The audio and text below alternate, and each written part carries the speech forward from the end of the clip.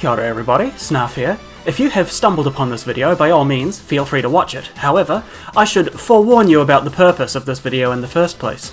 This is indeed a full playthrough of Shin Megami Tensei 3 Nocturne, edited for convenience and viewing pleasure. But the reason I made this video is actually for my friends. You see, me and my two besties have a tradition where we meet up and take turns sharing our hyperfixations, interests, or niche shit that we otherwise wouldn't be able to share. For my turn, I wanted to show them SMT3, but completely forgot how stupidly long this game is, even with speed hacks. So instead of playing through it with them, I elected to record myself playing the game and edit it so I could show them, complete with commentary and, unfortunately for literally anyone who isn't my two friends, full of unfunny garbage in-jokes that are really, really annoying. All of this is to say, watch at your own peril. You may enjoy it, or you may hate it, but either way, just remember that this video's target audience is literally two people. Additionally, you may have noticed that the title of this video contains the word Abridged. That is because this is the shortened version. The original cut of this that I showed to my friends contained all of the cutscenes in the game, and was about 6 hours long. There is no way in hell that YouTube is ever going to recommend a 6-hour video from some nobody channel to anyone. Therefore, this video is exclusively the jokes I've put in, the edits I've made, and when I'm talking and rambling about other stuff that I like about the game. And even still, the video is 3 hours. With that out of the way, let us commence forth. First things first, this playthrough is going to be on a New Game Plus save, as I don't trust myself to start a fresh file and not overwrite my main save. The only differences between New Game Plus and a fresh start is that my Demon Compendium carries over, I can technically fuse demons higher than my current level, and you can wear a leather jacket for 30 minutes at the start of the game. You also get access to a special camera mode that acts like the old SMT games for the SNES. Second, I'm playing with the Chronicles DLC enabled. This is because the endings in SMT3's base game are boring and lame, and also Chronicles is really cool, even if it does essentially double the length of the game. Finally, to offset the fact that I'm playing New Game Plus, I'm going to be playing on hard difficulty, the differences of which are not the same as your conventional difficulty settings, but will be discussed at a later time. Alright, let's do this. The best part about this game's characters is that you get to name 4 of them, which is fantastic if you're funny, which I am not. Normally, when given the option to name characters, me and my friends name them after unfunny memes that have either died or will die in about a week. For instance, we called our Persona 5 character Edwin TSPMO and Flynn from SMT4 Vivzipo. Real comedy right there. Because I am apart from my friends, I had to take on the burden of naming these characters myself. Unfortunately, I'm not very creative, so I decided to name the main character Shin Megami Tensei 3 Nocturne Chronicles DLC. Regrettably, the character limit forced me to shorten his name, but this should do nicely. Also, I forgot that Japanese names go family name given name, so his name is actually Tensei 3 Nocturne Chronicles DLC Shin Megami. The next character we get to name is our teacher. As you are aware, SMT3 is an Atlus game, and Atlus has a reputation for their questionable decisions surrounding the characterization of teacher characters. Therefore, I named her after the phrase she is most likely to say as soon as she sees an unsupervised high school-aged boy. Show me your willy! And, once again, I immediately forgot Japanese naming grammar, meaning her name is backwards, just like the protagonist.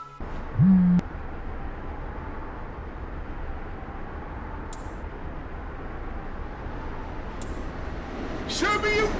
Oh, you thought we were done naming? Nuh-uh. Now we get to name this maleoid scum.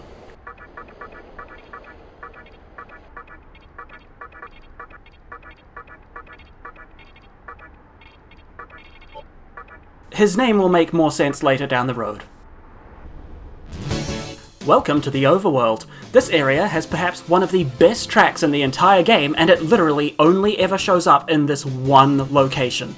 Just listen to this, man.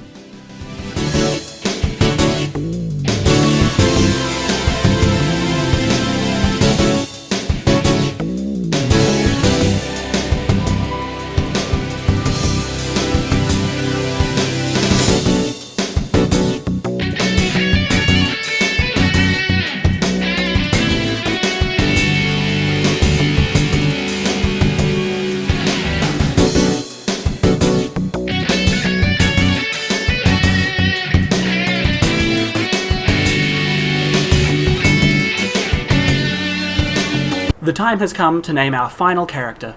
Without spoiling too much about her later on, I wanted to give her a name that represents what she stands for. ableism. Feel free to let me know how I did.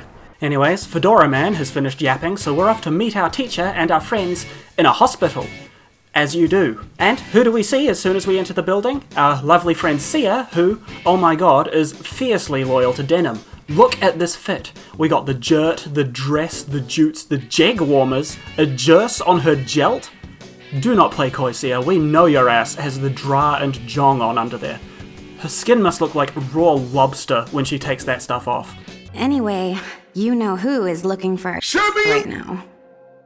If he can't find our teacher, then I don't want to be here another minute. Alright, time to find the other guy. I'm sure you've already noticed, but this place has been cleaned out. You think I called our teacher?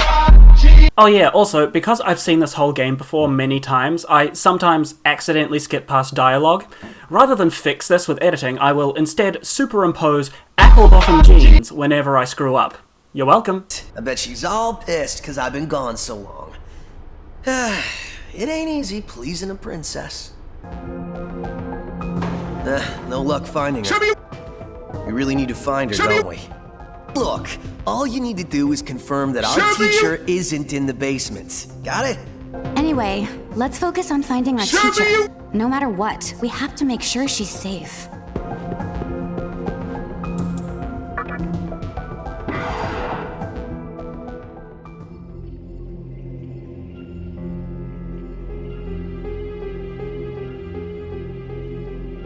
Who is it? Who dares disrupt this stillness? Only... What? You can't even let one person go? Please leave this room. I would like to enjoy this blissful end in solitude.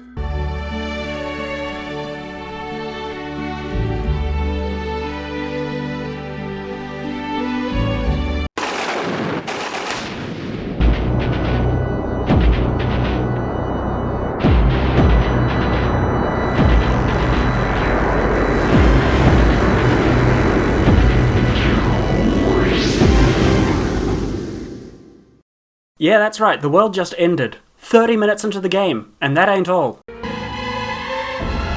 Enjoy your last moments as a human.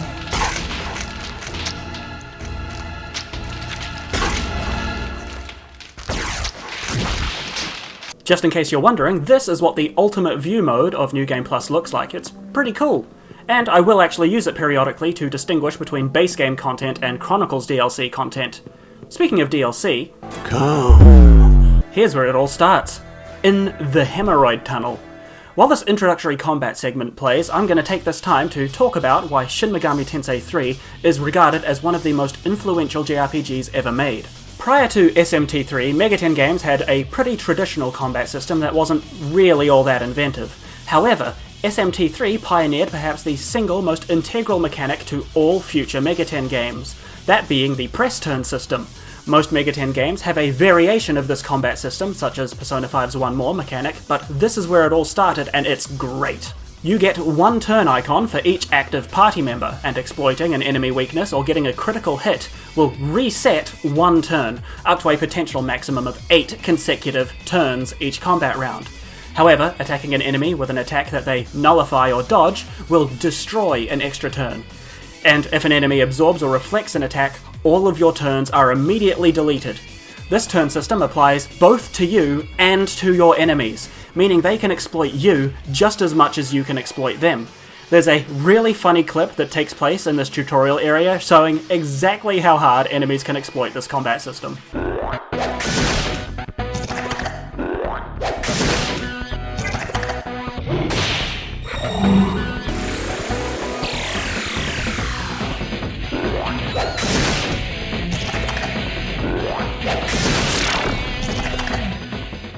Thank you, Shin Megami Tensei Nocturne. There is a common misconception that SMT3 is a hard game because of how unfair it is, but this is not true. SMT3 is a hard game because of how excruciatingly fair it is. You and your enemies are always on a level playing field. The only difference is that you need to be able to weather the storm to progress, because you have one thing that the demons in this world lack: ambition. In fact, if you're playing on normal difficulty, you're at an advantage. Normal mode is actually easy mode because it gives you, the player, unfair advantages. It halves the damage that all enemies deal and divides the marker cost of all healing and store items by 3. It also allows you to run away from encounters without needing to stun the enemies first. In my honest opinion, if you have played a press turn Mega 10 game before, I would actually recommend playing on hard difficulty because it makes the game a lot more dynamic and fun. For instance, on normal difficulty you can kinda just get a bunch of really strong damage spells and steamroll through 90% of the game without worrying about anything until maybe like the very end. However, on hard mode, these 3 minuscule changes completely change how you have to play the game. Not being able to run away without immobilizing all your foes first means you have to pretty much take every single fight you encounter, which means you can't just spam damaging spells all the time or else you'll run out of MP super quick. Abilities that would normally be pretty niche in normal modes, such as status effects, become much more important because of the higher damage output enemies have, meaning being able to negate them from attacking for a turn or two is incredibly valuable, something you wouldn't really see in normal mode. And perhaps most significantly, you can't just buy a shit ton of items to heal your damage, restore MP, or remove status effects because they're way more expensive, meaning you need to actually use those seemingly useless ailment curing spells. Thank you for listening to my rant about why hard mode is actually way more fun than normal mode. I know both of my friends like Fear and Hunger, so masochistic design and constant death is definitely something they'd like. Another thing I should quickly mention is how your main character levels up.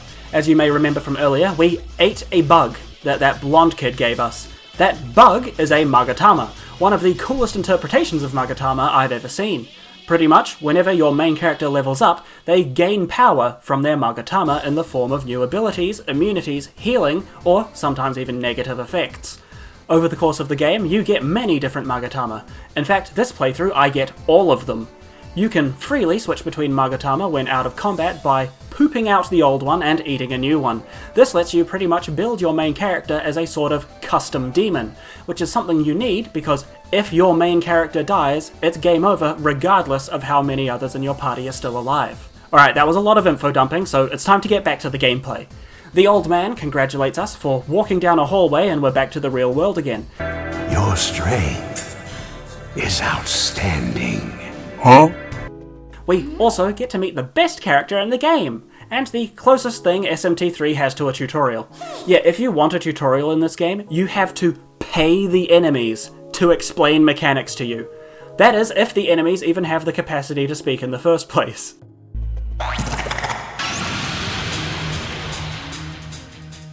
Fun fact, most of the combat tracks in this game have lyrics sung by an old Macintosh text-to-speech program. I have a frog in my throat! No, I need a real frog! If you thought the lyrics in Persona games were hard to understand, oh boy, do you have another thing coming in this game.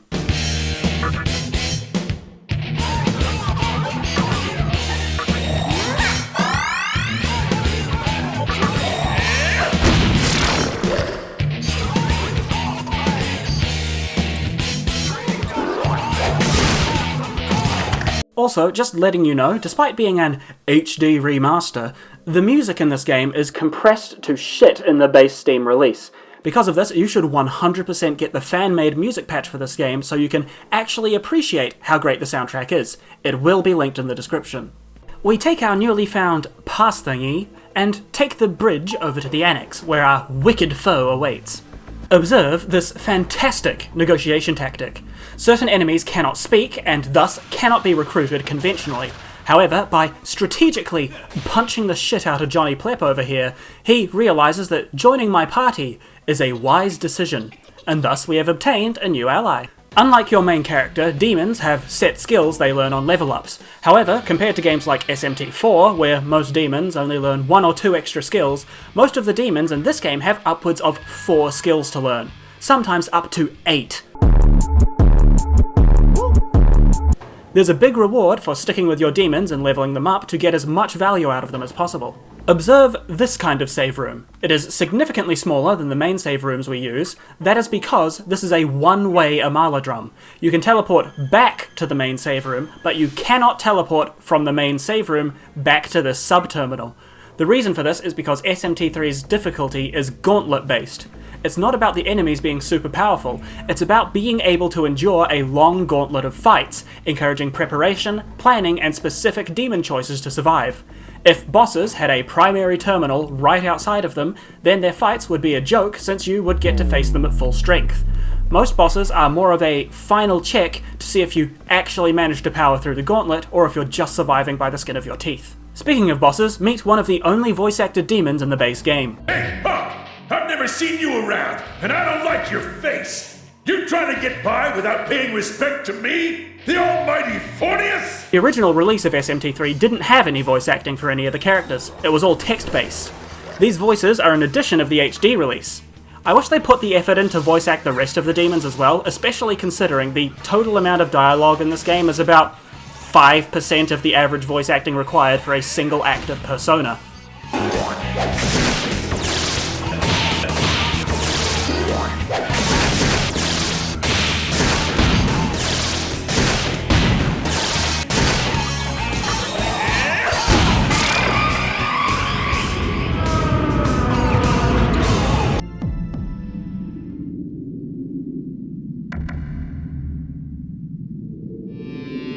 So this is the Vortex world. I suppose it resembles the capital vaguely enough. Well, old man, you sure put us on one heck of a case. All right, Rido, what's the plan? Do we confront the demi-fiend here and now?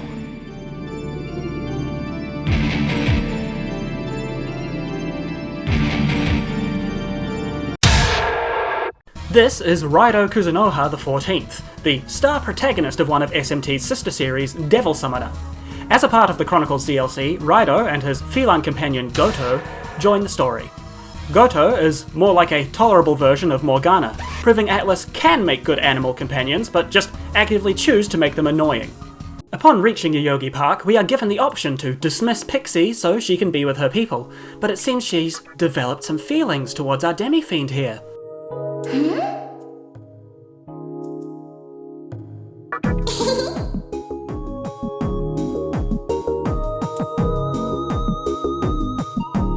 We also get to meet the dedicated healer shop, which, wow. Upon making our journey to Shibuya, we also get to meet that fucking bird that I hate. That fucking bird that I hate! We died, which means we're back to Shinjuku Medical Center. However, because I have limited recording space on my hard drive, I elected to speed hack the game to get back to our spot. This time, we make it through and we can enter Shibuya.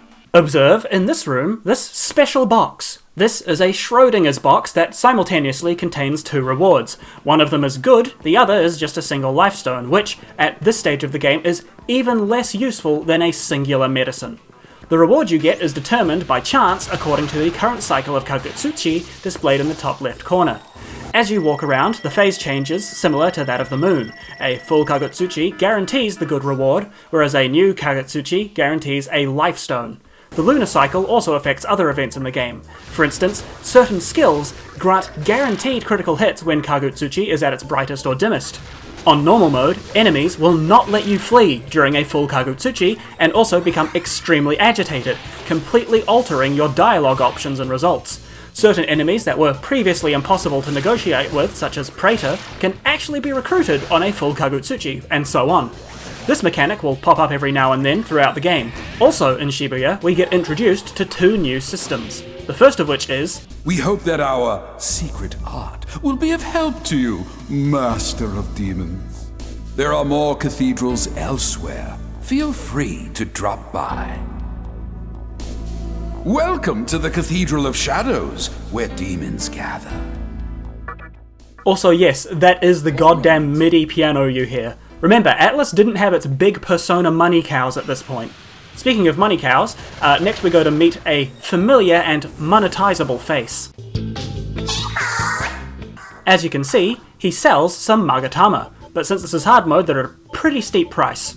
Our demons aren't particularly strong at this point in the game and are prone to dying, thus requiring revivals, healing, and MP restoration at the fountain, whose prices are also increased. If you want those Magatama, you'll have to play very efficiently so you can gain enough Maka to buy them without constantly wasting it all on healing, which is made harder by not being able to flee from combat when things get dicey in hard mode.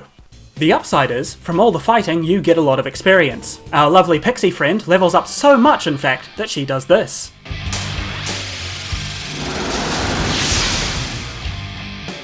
Our task in Shibuya is to go to an underground dance club to find a mysterious, living human that survived the apocalypse from the intro. Who could it possibly be? I want to go find them. Giving up on them means giving in to despair. Yeah. There's no way they're gone. If it is, I don't know what I'll do. Wow, what a moving and emotional cutscene. Anyways, how about a sex joke with Nekomata? She's all like, I'll tell you about a big organization in Ginza if you can satisfy me. Like, oh, we get to have sex in my M-rated game, no way! Oh, but it turns out she was talking about fighting! Ahaha, me so silly, ahaha! Upon receiving the vital information that the organization in Ginza is called the Assembly of Nihilo, we can return to our funny drum. And guess who we find there? So, it definitely poses some risk.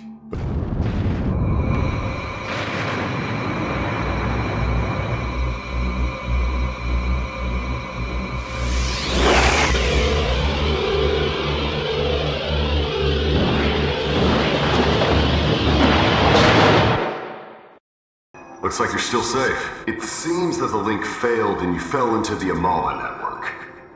But the Amala network is exactly that, a network. If there's an entrance, there's always an exit. Just leave it to me. I'll get you out, so head toward Ginza. Welcome to the Amala network.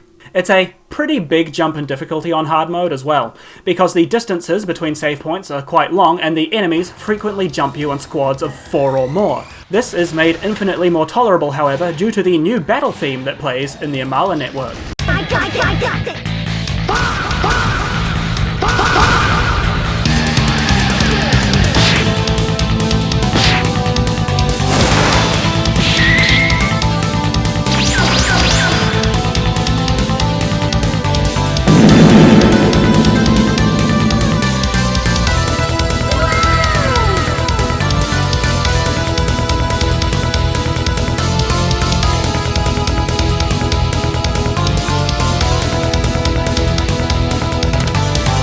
Despite the cool music, I still died quite a few times in this section. The elemental enemies you see here are not included in the Persona games, so I may as well give a quick crash course on them while they beat the shit out of me. Demons and SMT follow a linear tier system within their respective clans. These demons don't evolve into each other because this game isn't Pokemon. However, each demon clan has affinities for one or more of the 4 elemental demons: Earthus, Eros, Aquans, and Flamus. Normally, a demon fusion works by combining 2 demons and getting a new one from a different clan. Fusing demons with an elemental instead moves them up or down along their clan line. Positive affinities increasing their rank and negative affinities pushing them lower. Similarly, if you fuse 2 demons that are from the same clan, they will produce an elemental of their own. This is really helpful for completionists who want to find specific demons without relying on random chance. However, because, obviously, being able to increase a demon's level by like double is quite a big power spike, you can't recruit elementals at all, even on a full Kagutsuchi. This is especially annoying because the first Amala network section is full of Eros, who have a high magic stat, constantly heal themselves, and have way too much health. And yes, they can also jump you in squads of 4. Completely unrelated, but here's my second death of the run. Also, I should just say that at this point in the game, you should pretty much have a full party. I'm just really lazy and don't like the recruitment process, so I basically just handicapped myself for this segment. Also, here's my third death of the run. Yeah, we're gonna need to stop counting. On the bright side though, I do manage to get myself a Morio in my party through random chance, giving me a much better shot at making it through. If you're looking at Morio and thinking, hey, that's just a reskin of Will-O-the-Wisp, just you wait, because we've got like 3 more.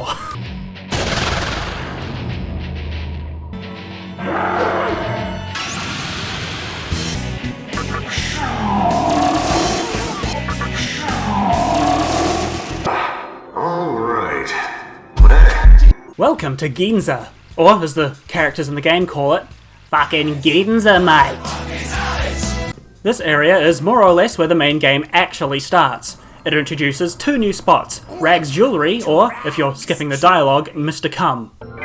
We also meet Madam Nyx, who is the dedicated go here dumbass character for when you get lost. That being said, she tells you what to do, but doesn't give directions. If you want to actually make it to the places she tells you to go to, your best bet is using muscle memory. Good luck, and also, yeah, teacher sex. Right now, our main task is to get into the assembly of Nihilo because they're doing evil shit, but we can't get through the front thanks to this guy. So we get to go through the sewer levels. This is the point of the game where the devs say, hey jackass, get yourself a full party. The way they say this is through the encounters in the sewers, potentially getting jumped by up to 6 monsters at once. What's more, most of the demons in this area inflict poison, debuff your accuracy, or straight up kamikaze into you for 1 billion damage. Typically, this is where most hard mode players re-evaluate their life choices. Not me though, I've sacrificed my soul to Mr. Bones. You may periodically see these guys called mannequins, spelled like it was written by the average American high school student, who is unable to visualize a red star in their mind's eye. They also appear to ejaculate upon seeing humans. Sometimes even letting out that one Keiichiro scream from Ghost Stories. Demon! It actually sounds like one of those old, like, hood irony TikToks. Also, apparently they just ran out of voice actor money, so that one Fornius fight at the beginning is pretty much the only performance you're going to see outside of main characters from here on out. To progress past the mannequin hideout, we need to convince this guy to let us through the gate, but he won't. So, we have to do a side quest for an eccentric collector mannequin to obtain a written permission slip, so we can continue on our way. I want a... It's a small portrait painted by humans. It's small yet detailed, and it uses watermarking technology that changes patterns. Our side quest is to steal 1,000 yen, not maka, yen, from the Norse god of deception to give it to a sentient pile of mud. So, we go to Loki's room to steal it, but get jumped on the way out by his lackey, the troll, who trolls me pretty good by killing me, so I do it again. Okay then, a deal's a deal. Hold on a sec. Here you go. See you later. With the gate open, we run back through it and save immediately. I then proceed to do several hours worth of grinding, getting a full party. Why is that? Well, it's been a little while since we've seen our DLC content. How about we just walk along this passage here? I challenge you to a duel! Charge me with all your strength! Your horns cannot pierce my soul! Welcome to the first DLC boss, Matador. He has this fun mechanic where, with one move, he can instantly set his dodge and hit to maximum. On hard mode, of course, he also deals full damage, and pretty much all of his attacks are full party. Because of this, it's arguably the biggest difficulty spike in the game.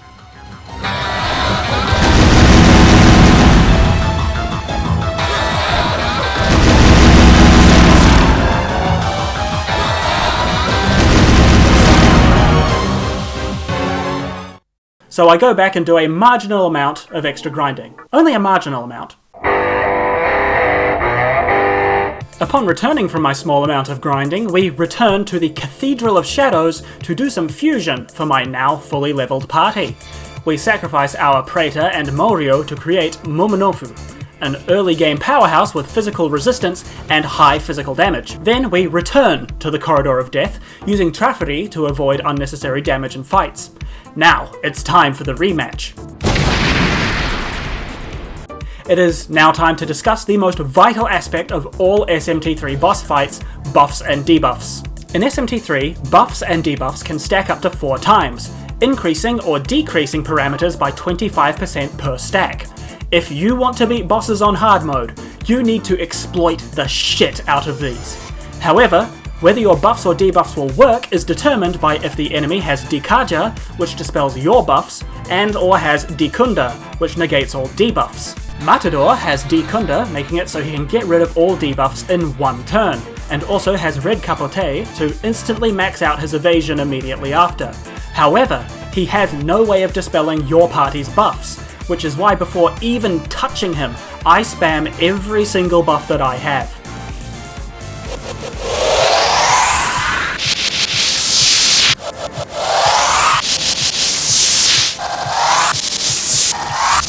Additionally, of course, all bosses are immune to curses, death attacks, expel attacks, and status ailments, and often have no weaknesses to certain elements. Matador is one such individual, meaning you should prioritize high damage physical attacks. The attacks Matador uses are physical and force, so rather than try to specialize attack types, it is more beneficial to use demons that resist his damage types, and potentially lower his press turn count. This is the general strategy for most bosses in the game, and here's how my Matador fight turned out.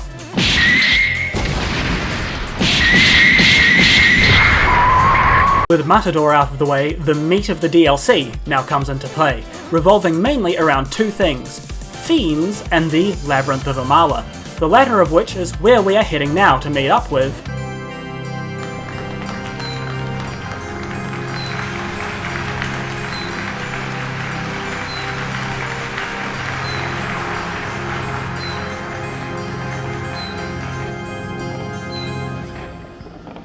Is it possible for you to retrieve the menorahs, the flames that light the floors of the labyrinth? And upon doing so, would you return them here? That is my master's request, to recover the 11 menorahs. If you are willing to accept the task, then you will be allowed to enter the Labyrinth of Amala. I believe that is a fair offer, but it is up to you to decide. Will you do it for my master's sake? Here we are given the first of what will be many so-called Atlas choices. As you can see, our responses are yes or yes. These pop up very frequently in SMT3, and only like 5 of them actually matter in the base game. However, we're going for the DLC ending, so in fact, none of them matter. It's hard to believe that these choices were written by the same people who made SMT4. Thank you. Shin Megami Tensei Nocturne. Let us see if our chosen fiend will emerge victorious. If he is the one we have been waiting for. Lucifer, why you try not to laugh, bro? That's disrespectful as shit, man. In order to traverse the layers of Amala, we get to do this fun mini-game, which reminds me of that one clip of Tyler the Creator falling from the sky. And hey, look at that! We succeeded in collecting all the marker. We light the menorah to open the way to the first Kalpa, but we turn back around because we don't quite need to go down there yet. Instead, we need to finish making our way to Ikebukuro first. While going through the remainder of the underpass, I noticed something about the music of the game. Here are a few fights, all of which are playing from the first loop of the battle theme. Have a listen and note the differences.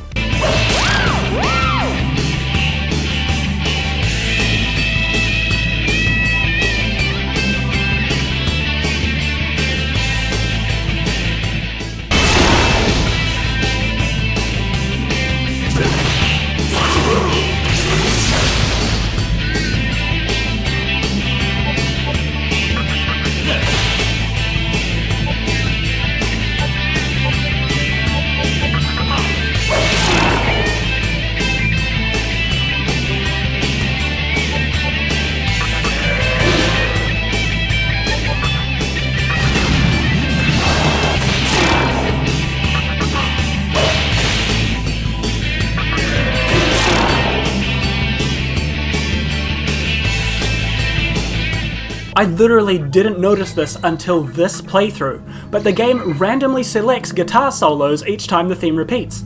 I also checked this out in other areas, and all of the standard random encounter themes do this. If you look up the soundtrack on YouTube, the theme only uses one solo, so I never really noticed. Man, isn't that cool? Especially considering the thing you're going to be doing the most in this game is fighting, so adding a slight dynamic element to the music is a very nice addition. After finally escaping the sewer, we end up in a new section of the map near Ikebukuro, the next part of our quest. As we enter the area, we are greeted by the friendliest mantra demon in the game. I I also do a bit of extra exploration to see if I can find anything of value on the Vortex world. What do you think lies at the end of this long cliff path? If you guessed fuck all, then you would be correct. I have a bit of a snoop around, but ultimately there's nothing of interest until we enter the Mantra HQ. The Mantra are pretty much this game's version of the Ring of Gaia, the generic might makes right gang who punch people. Let's go inside, shall we? What the hell's your problem? I said I didn't do a damn thing!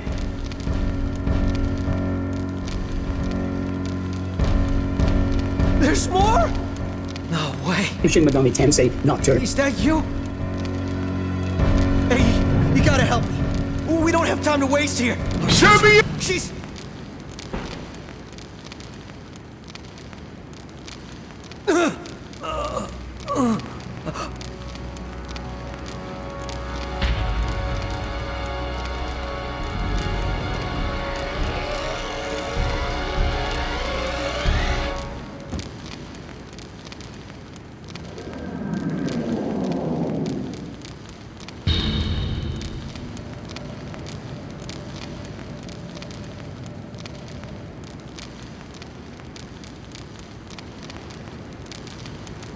You are unfamiliar to me, demon.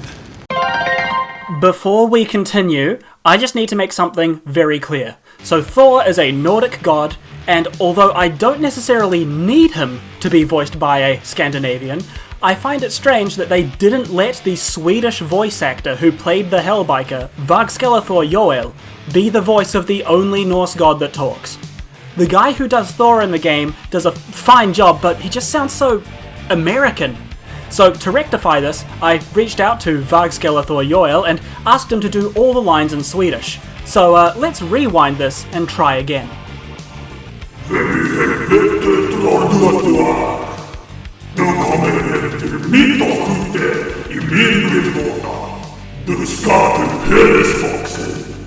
We have now been imprisoned and are awaiting trial by combat. If we kill everyone, then we're obviously innocent. That's my nature.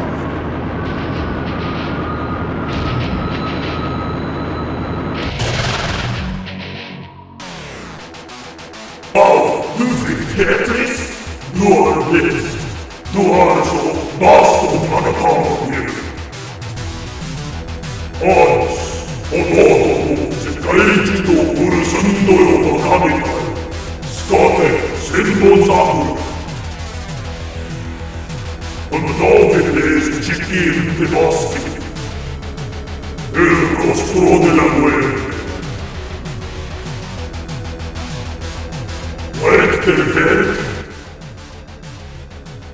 In this battle, I employ a strategy I discovered while doing a haunt-only run, the suck and cuck.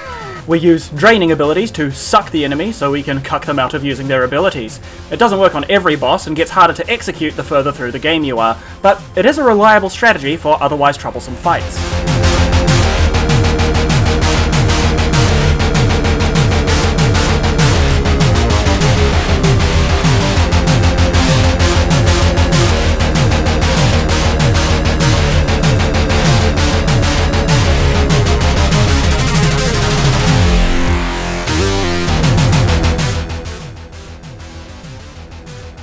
När man tittar på min modell från den här vinkeln ser det ut som om jag inte har någon kuck. Detta är felaktigt. Jag är väldigt stolt över min vän. Tryckte på start för Abridged. Här är din meny. Montage QL 60 våningar 100. Och vad är det där hundstopp? Det där är The Voile, brorsan. Det där är The Voile. Högerhand betyder tjockslam. The Voile tjockslammade från 16:e våningen. Kolla in mina botsmönster för. De följer med mina uppärbotten jeans. We now find ourselves back outside the Mantra HQ. Our new goal? To go back into the Mantra HQ again, except without getting arrested. So we simply walk through the front gate and...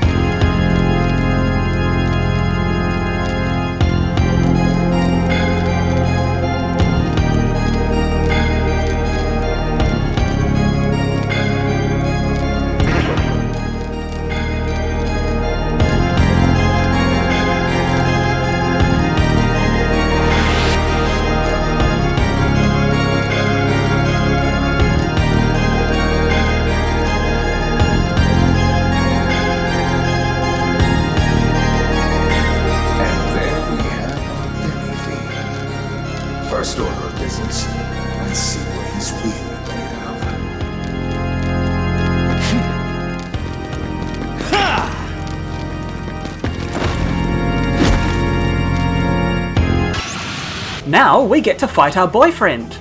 The Suck and Cuck won't work since Raido has infinite MP and also has Dekunda, so we need to rely on our buffs. However, this is not a foolproof strategy, as completely randomly, Raido can use Enter Yoshitsune, which can't be dodged. He can also decrease your defense by 2 stages for free. Good luck! On the bright side though, his boss theme goes super hard. Okay, now we go into the Mantra HQ. We're meant to get to the top of the building, but you know me, always snooping as usual. And hey, what do you know? Look who we find. So, Tensei, not you actually made it. Shit! Forget about that. There's something you gotta know. You know how the Nihilo have some sort of maiden on their side? That's man. Get it? We don't have any time to lose.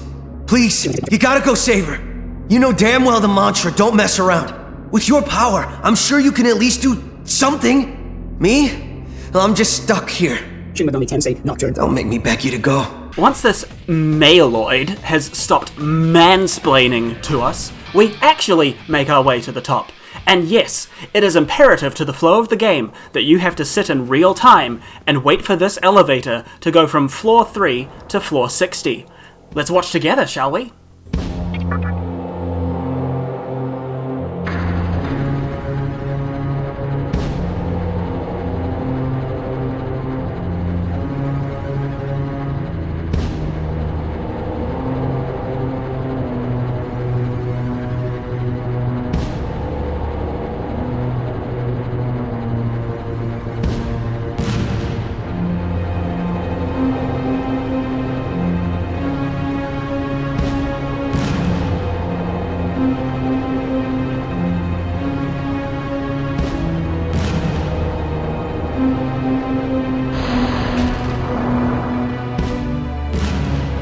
You have to go to this location multiple times throughout the game, by the way. It's also just as slow going down. So imagine my delight when I get jumped by 4 annoying birds and get the privilege of doing it all over again.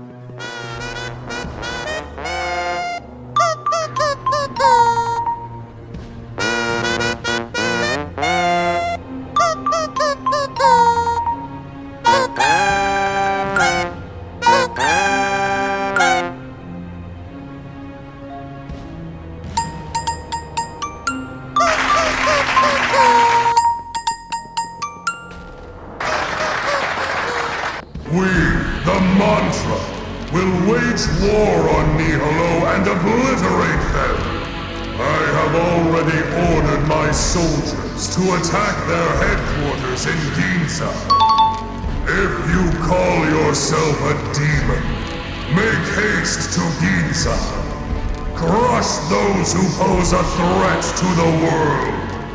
I am Gozu Tendo, the one who will rule the kingdom of chaos.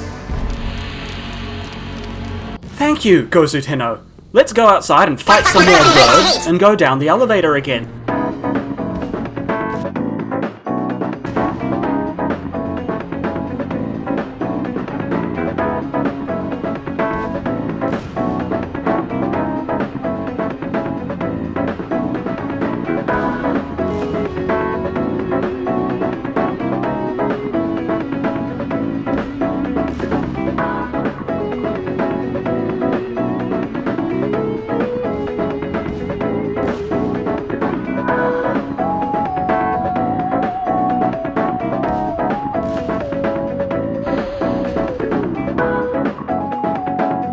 It is time to make our way to the assembly of Nihilo to beat up the Nihilists.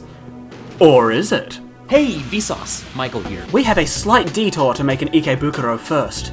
Our Menorah of Sovereignty guides us elsewhere. Do you have games on your phone? Daisojo's gimmick is that he constantly steals your health and mana while spamming full party Deathenic spell attacks. However, he lacks any form of dispelling, meaning you can cheese him with Kajikunda spells. The most annoying thing is that he can also use Startle on every single turn once you take him past half health, giving him even more turns to drain your balls and insta-kill anything not immune to death or expulsion. So overall, for a Shin Megami Tensei boss,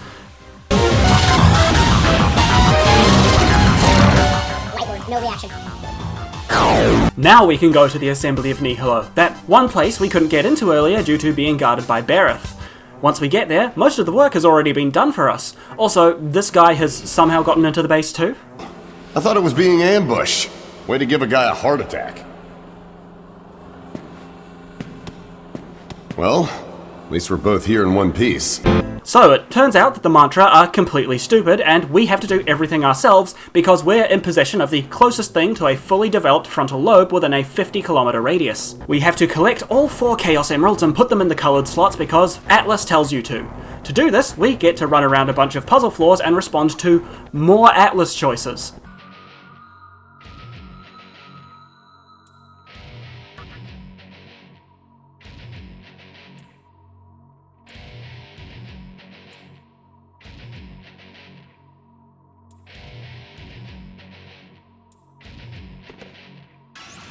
We also, finally, get enough experience to evolve our Momonofu into Arahabaki. What, you thought the demon evolutions were going to make sense? Better take your sensitive ass back to Pokemon! In real RPGs, man evolves into sentient metal pot. Deal with it, liberal. It's called dark humor. I came across this one comment in the Mega 10 Circle Jerk subreddit, which is now gone, and I thought it was funny, so I'm going to steal it and put it here. How many Mega 10 fans does it take to change a light bulb? 2. 1 Persona fan to change it, and a Shin Megami Tensei fan to complain that it's not dark anymore. Speaking of humour, the developers created the final puzzle floor of this area just to troll you because they think it's funny. Look at this.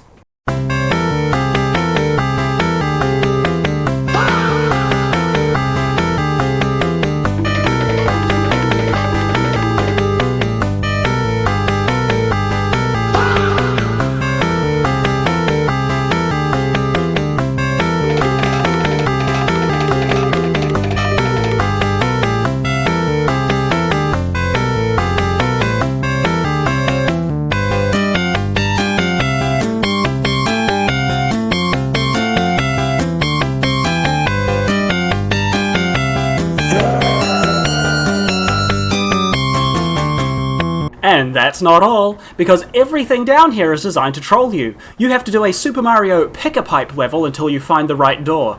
I never bothered to remember which door was correct because I just fight everything until I get what I want.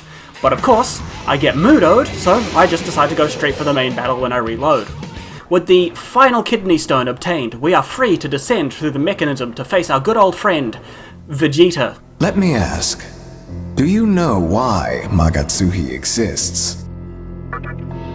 No, not only for demons to consume. Oh, I forgot to mention. Willie! Show me you! Plays a key part in this system. She's been a great asset to me. Her abilities as the Maiden have been truly invaluable. Are you worried about Willie! I don't know what hopes and dreams you've brought with you. But you can accomplish nothing in this world.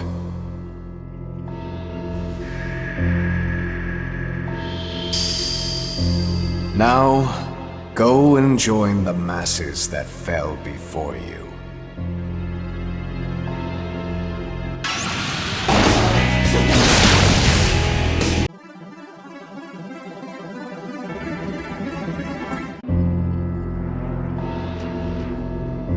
It ever where what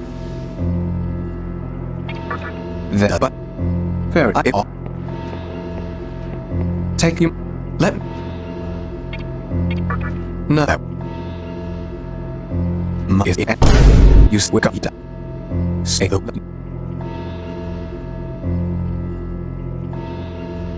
now to the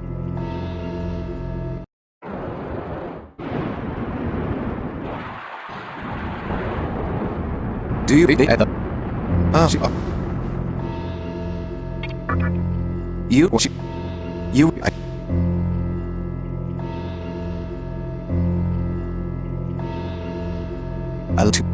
I but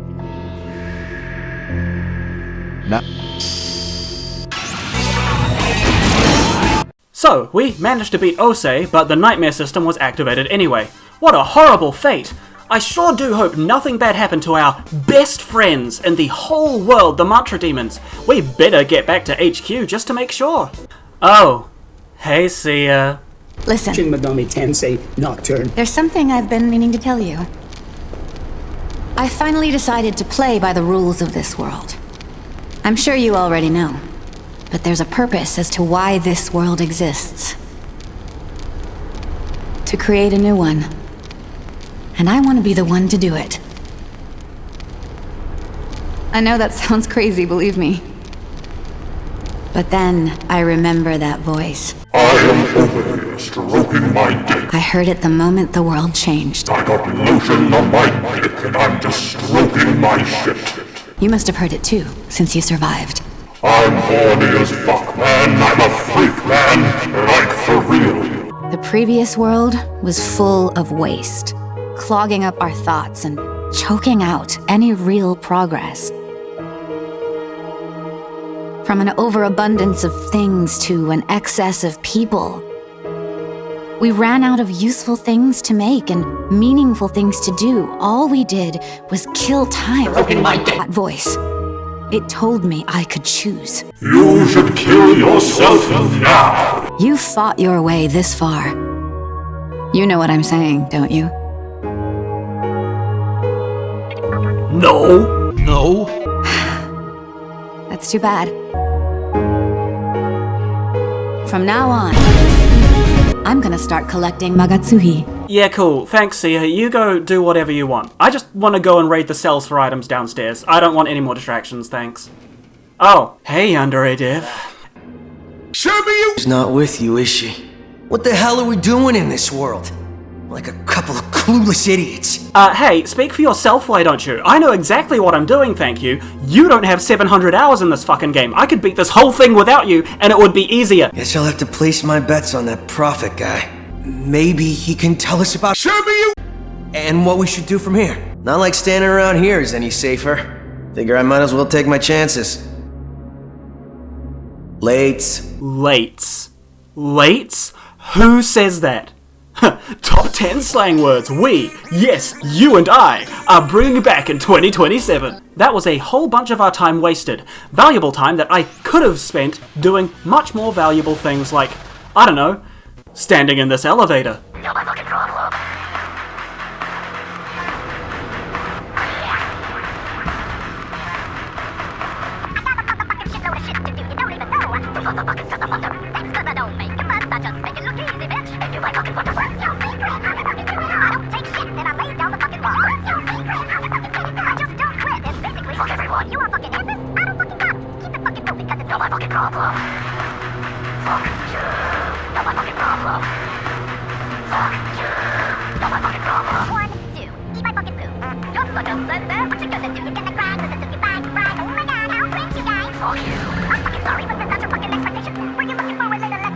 Oh no! It's the Minecraft world border! It's shrinking! Hurry, Demi-Fiend! You need to break the opponent's bed in Bed Wars and whatever else you do in multiplayer Minecraft. We have no choice but to await our doom. Oh, Gozu Tenno! It crushes me to see this!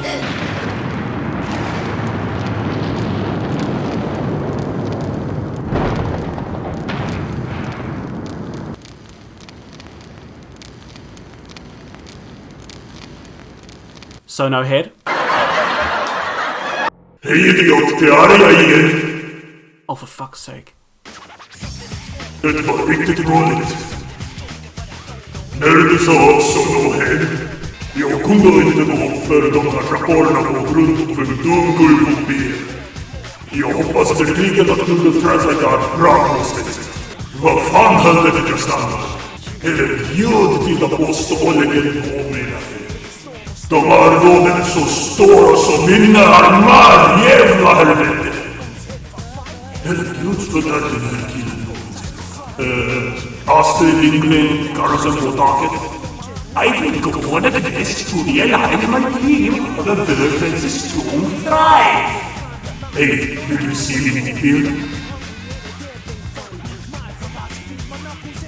I hope you realise this bit of making Thor speak Swedish is the single biggest time sink in this script, and it's for a joke that nobody understands. Anyways, back down the elevator we go.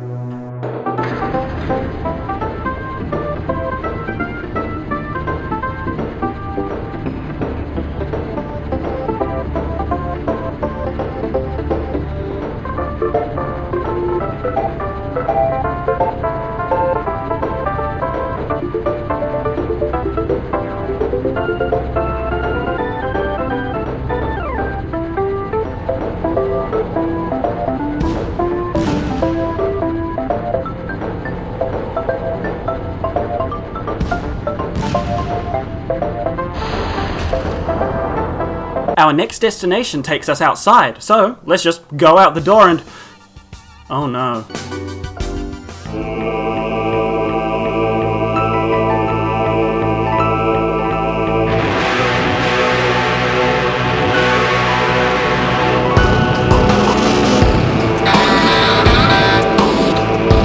Oh shit! Here we go! Somebody got a menorah for me? There's the best right now! Fork over the goddamn candle, or I'll smear your dead guts across the road!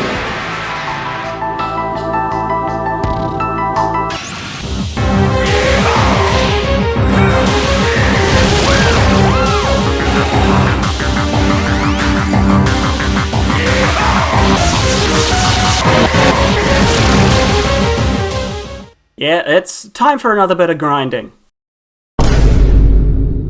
Observe our new party members. Nekomata, who drains force attacks, which are used by Hellbiker, Succubus, who's pretty much just there for moral support, and Baphomet, who has access to Makakaja, but that won't be used in this fight.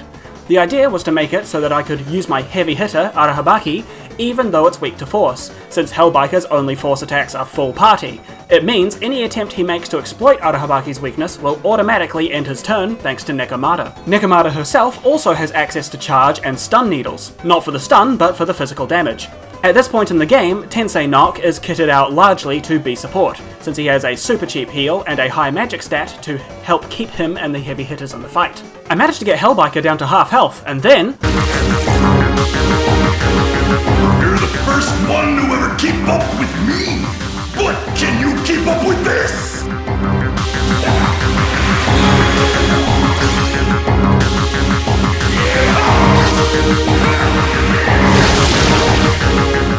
Fortunately, I remember that I have the power of 1, 2, 3 to negate force damage on Tensei Nock as well, so I give it another shot with largely the same strategy. First one can...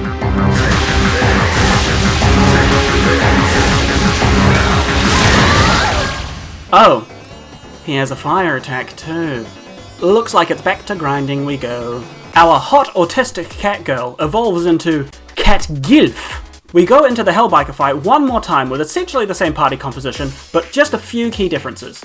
First off, the Succubus is actually going to cast Rakukaja to increase our defense. You may wonder why, since Hellbiker can dispel it using Hell Exhaust. However, if he uses Hell Exhaust, he forfeits his entire turn because it's a force attack. So he's either forced to waste his turns dispelling, or just let our defense increase. Either way, it's beneficial for us. Even still, holy shit. However, difference number 2. Succubus has Retaliate, so now every time Hellbiker uses his AoE physical attacks, he risks getting plastered by our 170 damage counter. Difference number 3. The Suckencuck returns. Now Tensei Nock has the Mana Drain skill too, giving him infinite MP to cast infinite spells. Together, Senri and Tensei Nock have the ability to guzzle up to 120 MP each round of the enemy's special source. It would be 160, but because of the turn order, Senri and Tensei Nock can only get 3 turns between them.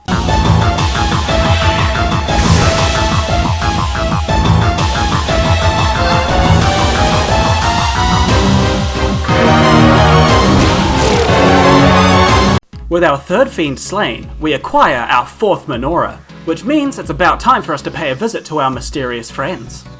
This is the Labyrinth of Amala. It is a world completely different from the Vortex world for which you came from. It is divided into several regions called Kalpa, and at the very bottom resides our master, the ruler of chaos. If your wish is to pursue the path of creation as a human, then there is no reason for you to stay here long.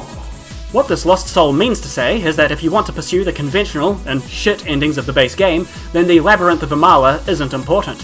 However, if you wish to get the actual cool ending provided by the Chronicles DLC, then you'll be spending a lot of time down here. The design of the Culpa layers is very reminiscent of how dungeons were made in SMT2, very blocky and designed with traps and corridors that serve no purpose other than to make you take more steps and, ergo, take more encounters. All kinds of demons appear down here, but the key difference is that demons in the Labyrinth of Amala will never join you or even negotiate. There's also no shops, and the only way to heal is either ludicrously expensive or boots you back to the start of the labyrinth. Speaking of which, the Amala drum you arrive from is the only save point in the whole labyrinth. This design may seem obtuse to the contemporary audience, as the modern gamer is used to video games that play themselves and wank you off for doing the bare minimum. Focus M. The Chronicles DLC makes you work for your achievements and forces you to master the mechanics of the game. Difficult design is not bad design, and in the age of entitlement we live in, players have the expectation that, because they spent money on buying the game, that they deserve to win. If that's the kind of experience you want, then I suggest turning off your computer and purchasing a paint-by-numbers set or a puzzle, since that seems to be more your speed. Not only do you have to master the mechanics of Shin Megami Tensei 3 in order to beat the DLC, but you also have to master your ability to understand its cryptic way of guiding you along. I have absolutely no remorse when I say I had to look up where certain items or bosses were, but if you want to have a truly archaic experience, you better be willing to whip out that goddamn pen and paper. That's how players had to do this in 2002. These labyrinth trips tend to be mostly fighting, interspliced with me autistically checking every single corner of every single area in case there happens to be a single extra box containing a life stone. So rather than display these trips in their entirety, I'll just show parts where something interesting happens. For instance, let's talk to Loa over here. A human soul can learn, but his body is mortal. A demon is immortal, but his soul never changes. I wonder how it is for you, since you're both human and a demon. Do you reckon it's the snake or the skull that's talking there? In this fight with 3 Ds, 2 of my spellcasters get inflicted with mute, limiting them to physical skills. I immediately look through my spells after the fight to see if anyone has mutity to cure them, but alas it is not so. This is where the lack of healing fountains really hits hard, since the only ways to cure status ailments without a fountain is to either have the skill or have enough dismutes to last you through the gauntlet. I have exactly 2 dismutes, meaning I can't let this happen again. Once more, this is something I really like about SMT3's difficulty on hard mode. There's never an easy solution to your problems, and you're often forced to live with your mistakes and just power through. It feels so much more rewarding to endure and prevail than to just magically fix every problem by buying 1 trillion items and steamrolling through the game. Though I will admit, having a force spell that can hit up to 4 times, dealing almost 200 damage per hit, does make things a little easier. Despite this, I still managed to lose my Senri out of carelessness, also forcing me to use my only revival in my entire inventory. I lost a demon to fucking Yaka. That is demoralizing. There's also this strange silver door. What's behind here? Welcome, mighty demon. Long have I waited for one such as you. However, you are not yet strong enough. You must overcome all deaths and attain ultimate strength. It is then that you will return to me. I will be waiting. Tell me, are you a human or a demon? Yeah, I'm a demon. Good. I'm actually quite friendly with demons. At least you know what you're getting with them. Oh, and I'm Kamala, by the way. You think you just fell out of a Drop by anytime you like. I'll tell you all about the fiends if you're interested. Kamala here is basically the only hint you ever get as to where the fiends are in the Vortex world. Trust me, you will never figure it out by yourself. You'll begin to notice that as you go deeper, the enemies get tougher. In this room with holes in the floor, you're no longer just dealing with Chatterskulls and Dees, you're starting to deal with Arahabaki, who can instantly turn your allies into stone for the remainder of a fight. Petrified units die in 1 hit, by the way, good luck. Periodically in the labyrinth, you'll meet shady brokers, who sell you highly specialized demons for reasonable prices. His prices don't increase with hard mode, so it's actually well worth the money. In this case, the Broga gives us Paisaka, that's been outfitted to mitigate dungeon hazards. If you're a new player, this is a great demon to keep in your back pocket for most of the game. Also, he can contribute to the Suck and Cuck strategy with Life Drain. In this box here, we discover a cool item called a Death Stone. It lets us fuse fiends that we have defeated in combat and add them to our own party. Eventually we make our way out of the first Culpa and find another Trypophobia tree. Time to say hello to our supervisors. The fallen angel has bestowed upon you great strength. Do not lose your life and let this gift be in vain. And so opens the path to the second Culpa, and the shortcut. Fiend, accomplice to the fallen angel. Do you know what cause you serve? Do you realize which path your actions are leading you down? With the menorahs ignited and the shortcut open, we are now free to save our game again after nearly an hour of playtime since we last saved. With that, we are now free to progress with the game proper. Psych! We are going straight through the next Culpa as well, because there's something we need to see at the end in order to awaken the next fiends in the Vortex world. As much as I praised the difficulty of this section of the game previously, I must admit that the enemy scaling in this part is kinda stupid. Instead of being tied to level, the enemies are tied to clan, meaning encounters have enemies that are practically worthless alongside enemies twice your fucking level. The dungeon gimmicks of this Culpa are holes in the floor you jump through and one-way gates. It also has a cool gimmick of jumping you with 3 level 42 phantoms who preemptively strike you with party-wide orbital bombardment. And if you don't kill them in one turn, they will jihad bomb you back to the fucking Amala drum. We believed in living in harmony with demons, but the Messiah Church wouldn't accept that, and a conflict erupted.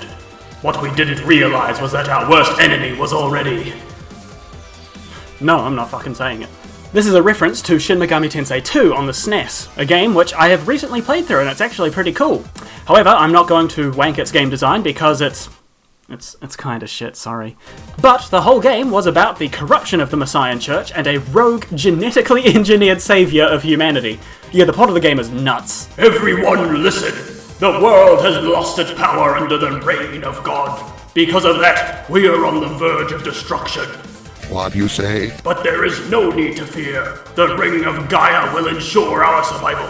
Together, we will resurrect the strength of the ancient world. The Ring of Gaia was also a faction from SMT2, acting in direct opposition to the authoritarian Messiah Church, instead advocating for chaos and the ideals of personal strength prevailing over blind faith and order.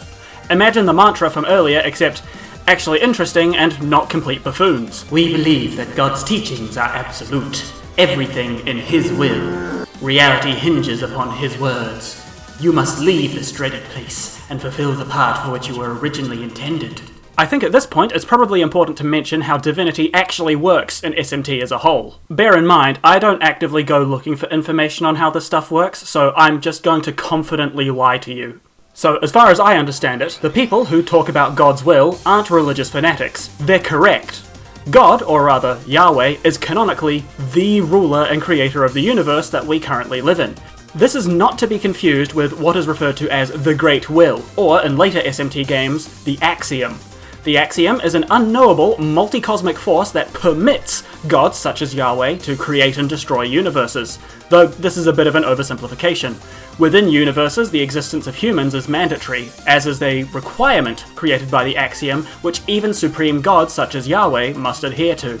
The role of the Axiom, Yahweh, and gods in general tend to change a little between each SMT game, so things are always a little different. I do intend to make future videos about different SMT games, my friends, so we might go over that in a bit more detail then. As for why gods from every religion appear in the Vortex world, despite Yahweh technically being the god, is to do with humans. Humans don't worship gods because they exist. Gods exist because humans worship them. Yahweh is the creator god of this universe as mandated by the Axiom, but the strength of human belief is what gives other gods their form and power. Theoretically, the Axiom could allow a universe to be created by Vishnu, Buddha, Nu, or even the flying spaghetti monster. But if in that universe humans decided to worship a being called Yahweh, that Yahweh would pop into existence through the power of human belief. It is the will of humanity that manifests gods, deities, demons, and fantastical creatures into reality. which is why all the gods fucking hate each other's guts, because their strength is determined by human belief.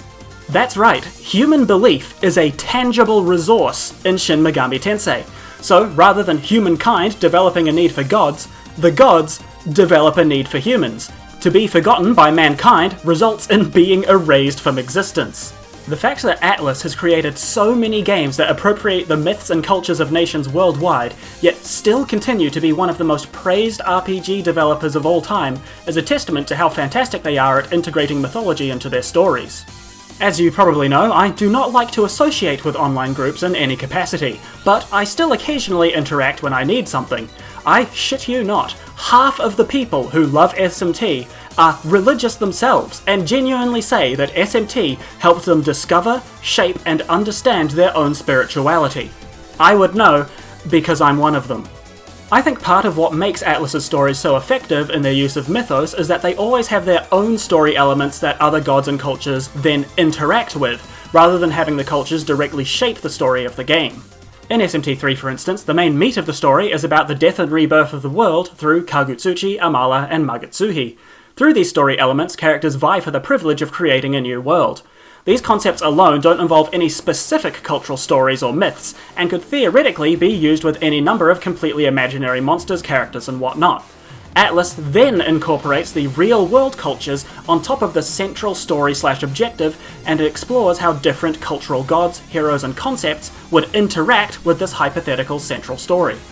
It is such a cool way of storytelling using existing cultures, and honestly is what kickstarted a lot of my interest in social anthropology. It's also why I really, really wish we could get some Maori gods and Taniwha and the like incorporated someday. I don't have any revivals left, and my party just got nuked again by more level 42 preemptive orbital bombardment. I have now had to resort to using Yaka as a party member. This is not going very well, so I retreat back to the start of the labyrinth to regain my party strength again.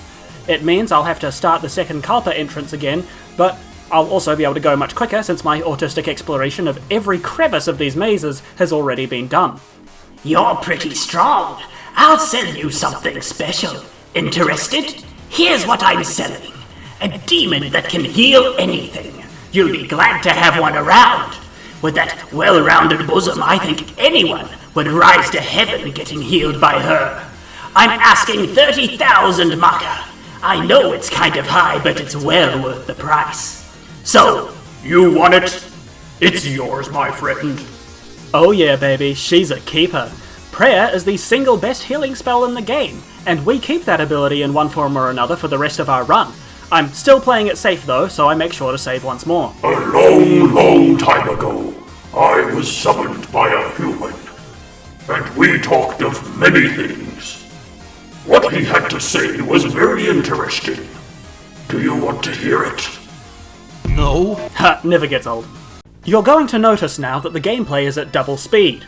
This is because I speed hacked the game. The reason I'm doing this is because by this point I had already used 100 gigabytes of space on my hard drive for recording, and if I wanted to be able to beat the whole game with enough space for all the footage, I needed to speed things up a little. If you're playing SMT3 for the first time, I strongly encourage you not to speed hack the game. Technically, there's nothing in the game that gets harder or easier based on the game speed, with one exception later on, so there's no real advantage or disadvantage. However, in this game, your main punishment is the time you lose upon death, so by speeding up the game, you're pretty much just getting rid of the only penalty you have for death. Additionally, when you play faster, you get less invested in fights, make stupider decisions, and tend to strategize less in favor of just banging your head against an RNG wall until you win. I personally think that if you want the optimal experience, you should just play on normal speed. This is a game all about patience and calculated risks, and you're doing a disservice to the game and to yourself by turning it off. That said, we do need to get moving, or else I'm going to need to buy another hard drive. We now go a layer deeper into an invisible maze. I literally just hug the left wall until I find something useful, but looking at the footage, I have to say, man, this would make such a cool screensaver. I know the age of screensavers is long since over, but a first-person SMT2 style maze screensaver would go so hard. It probably wouldn't be all that difficult to generate either, I'd imagine. So hey, if anyone is feeling inspired, please give it a shot. We eventually obtain the Moon Key, which lets us open certain doors both in this Culpa and the previous one, so we head back to the first Culpa to see what we can find. We get a special item called the Black Visor, which, when used at those gravestones we found earlier, allows us to re-battle previously defeated bosses because, well, why not, I guess? After a thorough scanning of every hallway and every maze, we find our way to the end of the second Culpa, and who is there to greet us? We have faith in you, and will continue to watch you. Everything makes sense? Good, because I'm moving on. Once we go down this hole, we will be on the third Culpa. However, because we lack enough menorahs, we won't be able to open the gate within. Despite this, there's a certain group of individuals we must meet. Demi-fiend, you have conquered a number of deaths to reach here. Whether it be you or one of us, it is our master's wish that one fiend survive this battle over the menorahs. And when his wish comes true, he shall make the decision to lead his army to the final battle. Do you have the resolve to face us, even if it may cost you what is left of your humanity? Very well. That is just the answer we were expecting. Then, show us the strength that our master stakes our fate on. We, the four horsemen of the apocalypse, shall meet you in Vortex World. So, now that we've released the next 4 fiends, we need to take out 3 of them in order to open up the third Culpa. We do not yet have access to all the locations in which they reside, however, so for now we must return to the main game and continue along the path Yahweh thinks we're following. Also, full disclaimer, it is currently summer in New Zealand and the heat is in full swing, so at the risk of decreasing the quality of my audio, I'm going to be turning on my fan. Sorry, I cannot survive in this heat. We are now free to cross over the highway unmolested since the Hellbiker has now been killed. We can now make our way to Kabukicho Prison near Ikebukuro. Also, due to our insane power spike from all the levels we gained in the Labyrinth of Amala, most of the enemy parties are a joke. We catch this guy torturing mannequins in an alternate dimension, and as such, I use him as an opportunity to aura farm. Who the hell are you? Wait, you couldn't be! You know who I am. I don't care! This is paradise for us, Ex-Mantra! Whatever you did during that attack on the Nihilo doesn't mean shit here! Now we get to do a long puzzle where we constantly switch between a building and an inverted copy of the building. The BGM is pretty cool, but I'm just gonna do you a favor and, Bless the Lord, oh my soul, oh my soul. Shut up, Mantra Demon! No! My spoon broke! Oh, look what you did! I was almost done digging too! It's your fault! I needed that spoon! I demand you take responsibility! I know! How about you get me another one? The collector mannequin should be around here somewhere. He has just about anything. Find him and grab a spoon, you got that? Remember, you did this!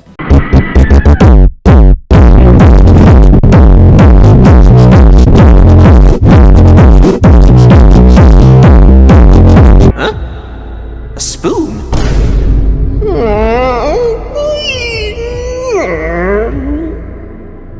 I see.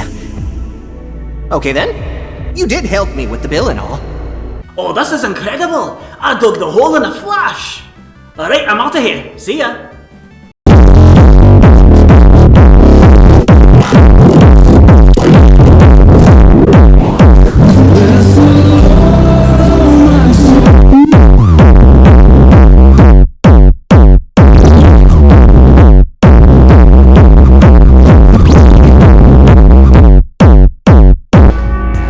Well, look who finally decided to show up.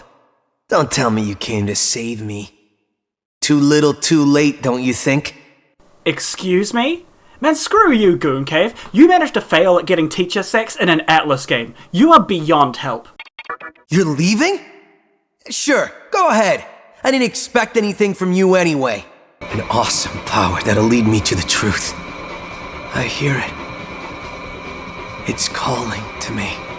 Why you got Ragatsuhi on your shoes? It's 'cause I walked to the Magetsuhi. Magetsuhi on my watch? That means time is Magetsuhi. Magetsuhi on my phone? Yeah. It means I talk to the Magetsuhi. Indeed. Magetsuhi on my chain? It means the Magetsuhi's hanging with me. Oh, really? Magetsuhi on my hat? That means the Magetsuhi's on my mind. For sure. Magetsuhi on my gray bandana? Yeah. That means the Magetsuhi on my mind. Magetsuhi on my Kool-Aid? That means my Magetsuhi's sweet. Oh yeah, OG. What the Magetsuhi on your shades for? Shades? That means I see the Magetsuhi, you heard me? I cannot wait to murder this guy in cold blood. Our journey now takes us through the tunnels below Ikebukuro. 90% of them are pitch black and require you to use items or a spell to light up your way for one Kagutsuchi cycle. There really isn't much to talk about in this section save for the optional bosses against the Ki clan, which, first off, is this friendly guy. His name is Kinki.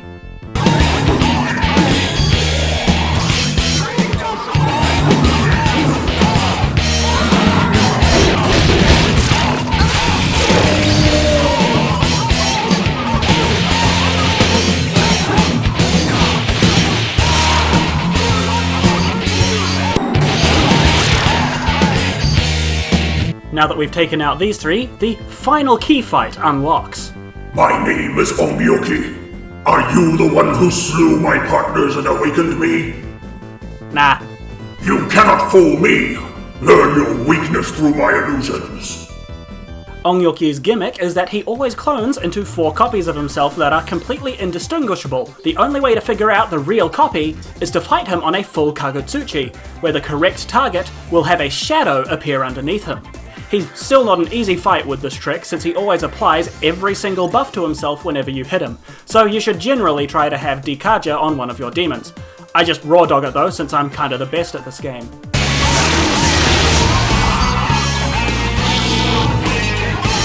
With this little side quest out of the way, we now resume our route to Askasa.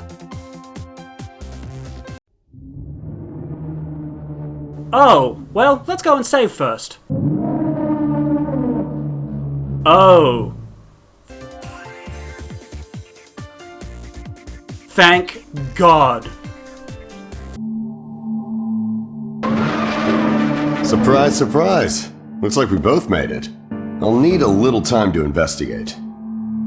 But it shouldn't take too long to find out everything we need to know. That being said, why don't you go look around for a while? Alright, thanks for all that info, but we also have a demonic horseman waiting to jump us as soon as we leave this room. Instead, let's go back to Ginza to heal first. Oh! The gimmick with the riders is that they always summon 2 allies. If either ally is destroyed, then the rider will give itself extra turns so it can resummon them. This creates a difficult scenario as the White Rider's angels will heal him and debuff your team. However, there is a way around this. My Baphomet has Stone Gaze. Yes, Stone Gaze. That's homophobic. What makes this move good is that it's Dark type, which Virtue is weak to, which almost guarantees success. Additionally, the effect lasts forever, meaning the Virtues are permanently immobilized as long as we don't kill them. This just leaves the White Rider by himself as an easy picking for us. And hey presto, we managed to beat him with minimal losses. We are now free to explore Askasa as we please, but it seems not everything is pleasant in Mannequin Town. Word spreads of an evil murderer mannequin who resides to the west. Who's there? Okay now, hear me out. Listen. You know I have a strong distaste for moids, but can I at least get a tiny bit of support just this once? It would have made my life a lot easier had he bled out in Ikebukuro. But... okay, never mind. He's 50% bald, which means he's only worth about half as much as a standard human. Listen man, go to the gym, gain some height, grow some hair, get a clue. Sweet, new character found, whoop-de-doo. Now, so far into this game, you may have thought things were quite challenging and difficult. However, SMT3 doesn't have its reputation as difficult because of its battles or for its bosses. No, the reason SMT3 is one of the hardest games ever made is because of this fucking minigame.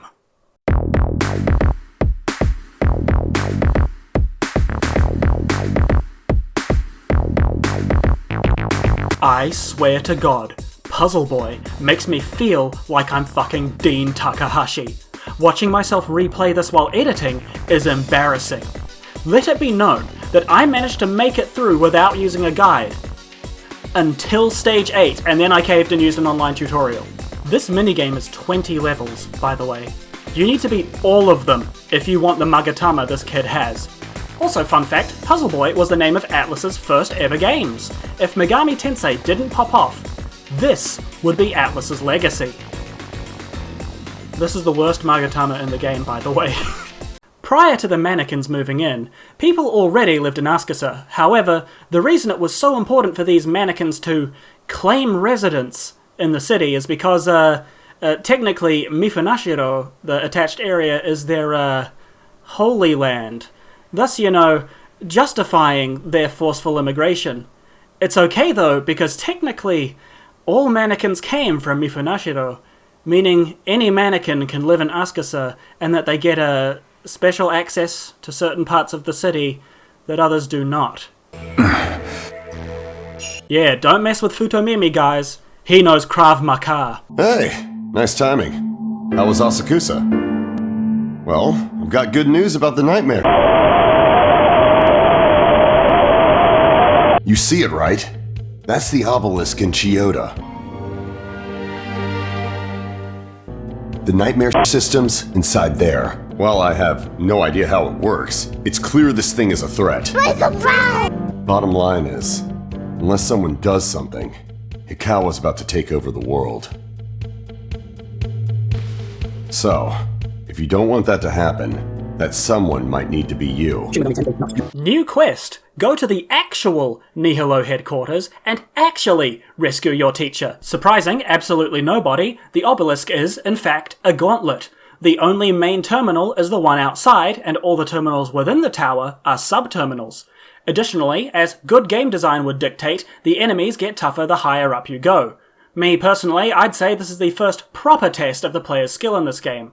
It's more or less the advanced version of the Great Underpass, except longer, with higher stakes, and a boss at the end to make sure you didn't just scrape by.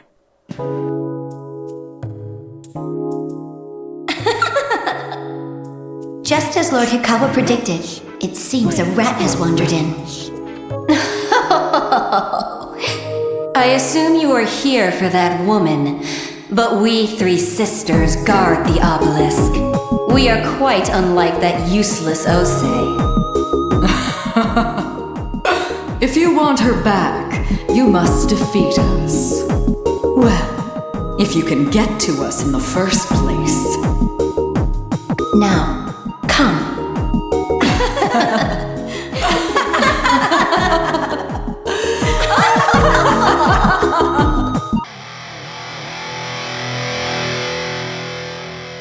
Well now, with the antagonists established, shall we climb?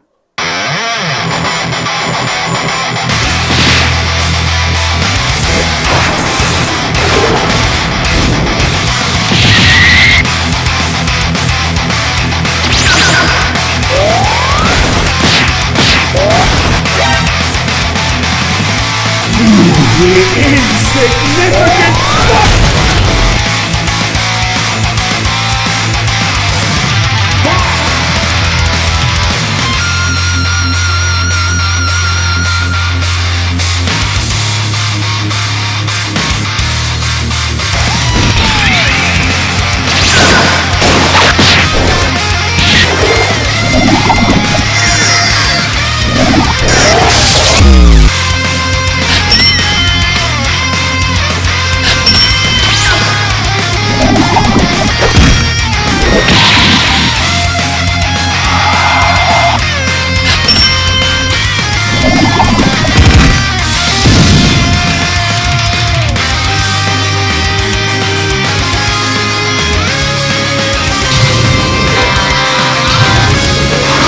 Steven here.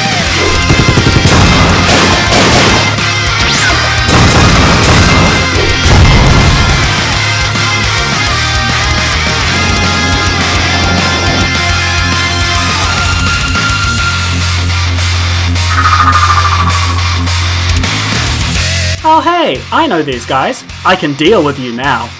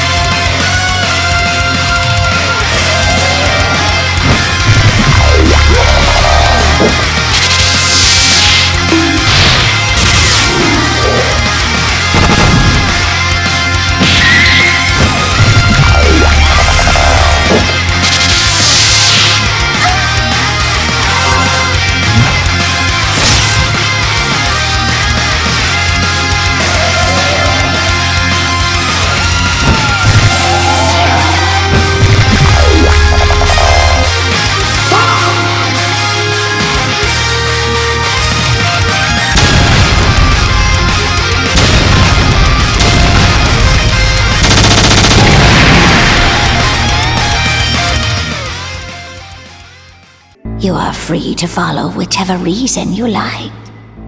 My only wish is that you do not disappoint my little master with a dull ending. Oh, so you mean go for the DLC ending instead of the 5 shit endings. Got it. Hey! You did it! Why is the music going so hard right now? I could tell from here that the flow of Magatsuhi had returned to normal. But how did you sup the nightmare system?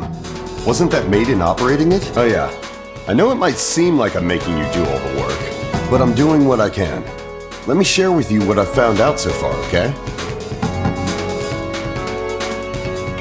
No! Come on, man. Journalism is pointless without an audience. You have to receive divine protection from a guide. And this is where the Magatsuhi comes into play. You need a large quantity of Magatsuhi in order to summon said god. That's why Hikawa, a human, was collecting Magatsuhi. I met another human inside the Amala network just a minute ago. It was some guy who used to be held captive by the mantra. Do you know him?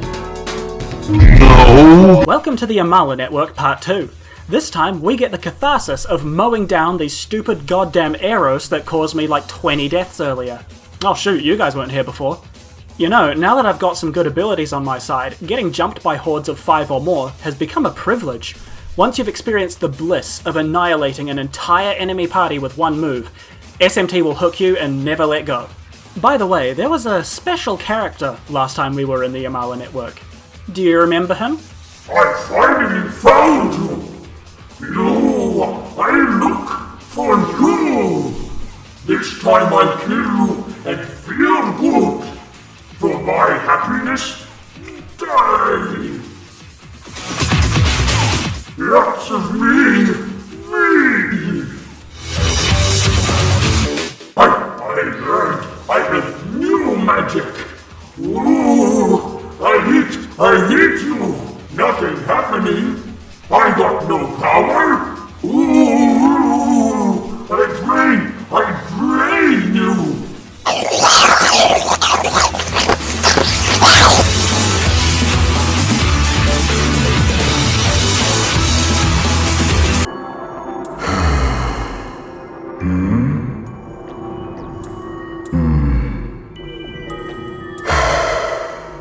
You wanted to pass? I see.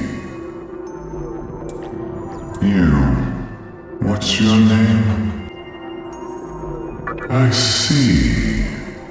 Your masters. You. Solitude.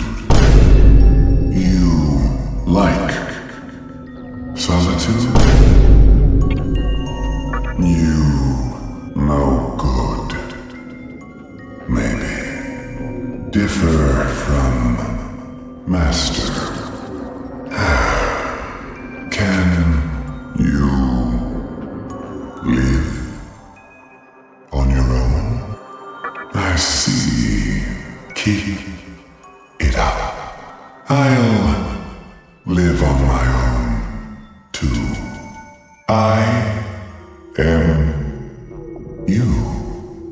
Hey, long time no see. The me who used to wander this world aimlessly is dead. I'm done with all the bullshit. Doesn't sound like a bad deal, does it? Wouldn't it be nice to have a world to yourself?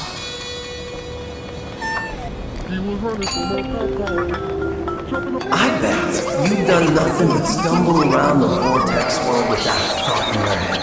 You gonna let the world keep tossing you around like a leaf in the wind? Maybe you'll come to your senses if you spend some time alone.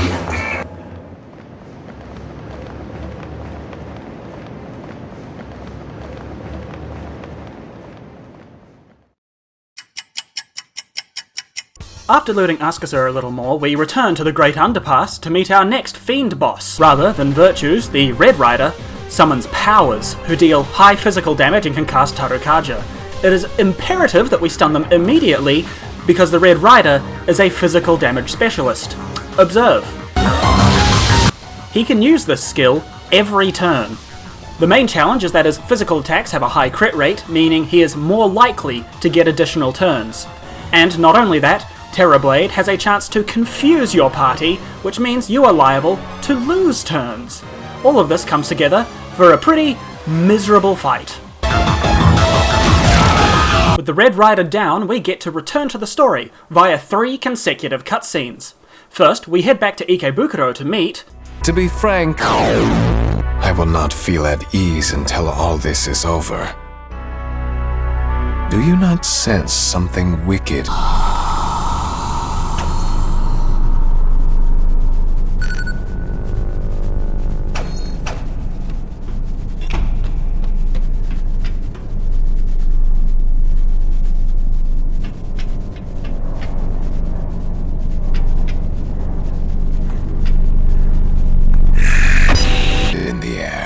I must not falter while others strive to establish their foolish reasons. It is I who will create the new world. Our next Fiend battle takes place in this specific room of Shinjuku Medical Center, and he doesn't give us quite as much trouble as this fucking guy, but nevertheless he is a Fiend boss, so he isn't a pushover either. Death shall come for thee, when thy soul is weighed by my scale. I think the Pale Rider's intro cutscene is the hardest of all of the Fiends, and he just keeps aura farming with these cool camera angles, so I'm just gonna let it play out.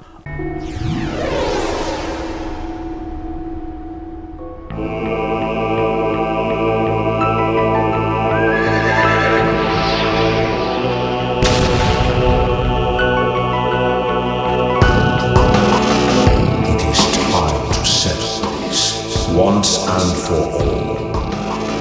Let us see whether or not you can best the 4 horsemen. Oh, son of man, can a human with the strength of a demon overcome the inevitable fate of death? I shall pass final judgment on you!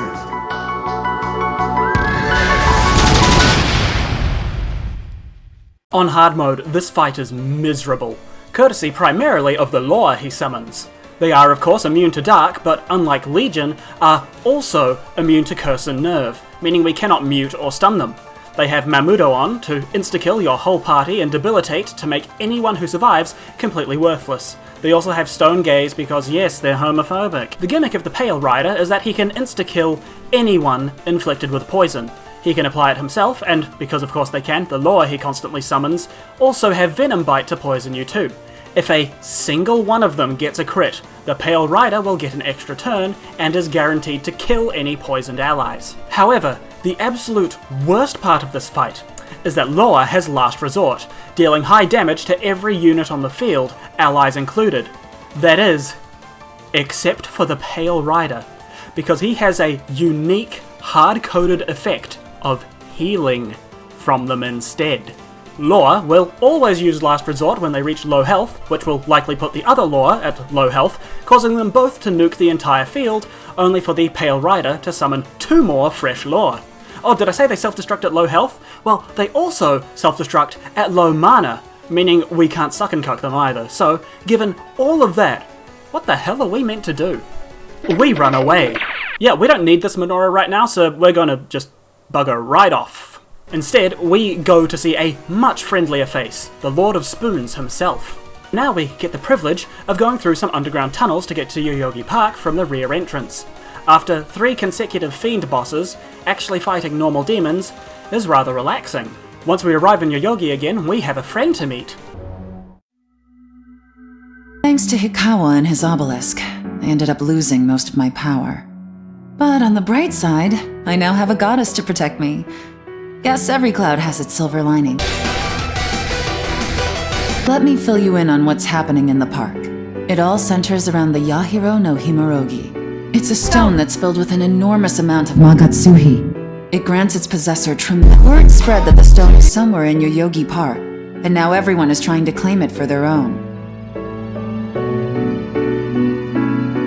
I'm not interested in it, but the stone is rumored to have the power to control even gods. Once I have that power, I'll be worthy of receiving my goddess's reason. However, the stone is currently in someone's possession. I'm not sure who, but I can sense a terrible power emanating from them. Their power is so strong that I wouldn't stand a chance against it. But I think you would. If I promise to give you the Magatsuhi contained inside, will you get the Yahiro no Himorogi for me? Oh. Even so, I feel like you're the only one I can rely on. So, no matter what your answer, I still trust you. The choice is yours. Just know that I have faith in you. See you soon. Shin Megami Tensei Nocturne. I'll be here waiting for your return. The gimmick of Yoyogi Park is that if you walk through the wrong corridors, pixies will come down and teleport you away. If that sounds tedious, that's because it is. I'm going to do you a favour and skip over most of this so we can get to the boss. Any guesses as to who it might be? Oh, ew, oh, ew, ew. I can't believe I ever thought you were attractive, dude.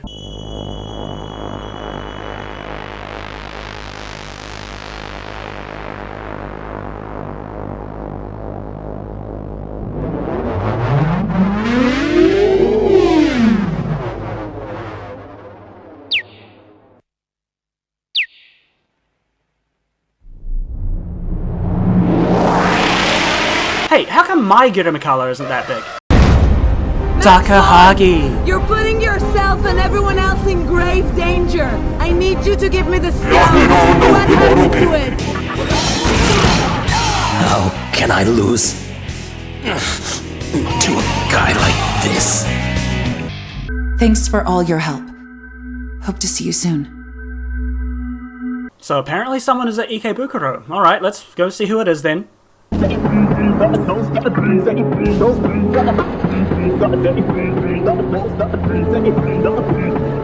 Y'all gon' make me act a fool up in here, up in here. Y'all gon' make me lose my cool up in here, up in here.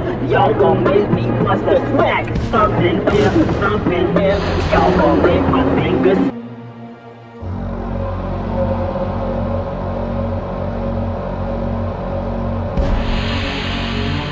Oh, hell no.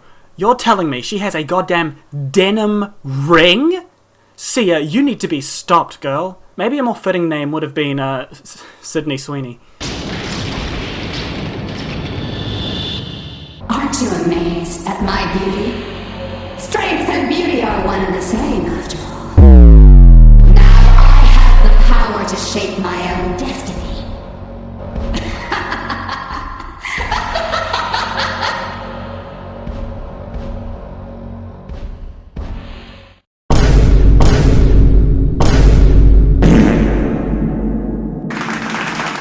Yeah, so she's just nuts now and wants to make a world where all of the weak people die.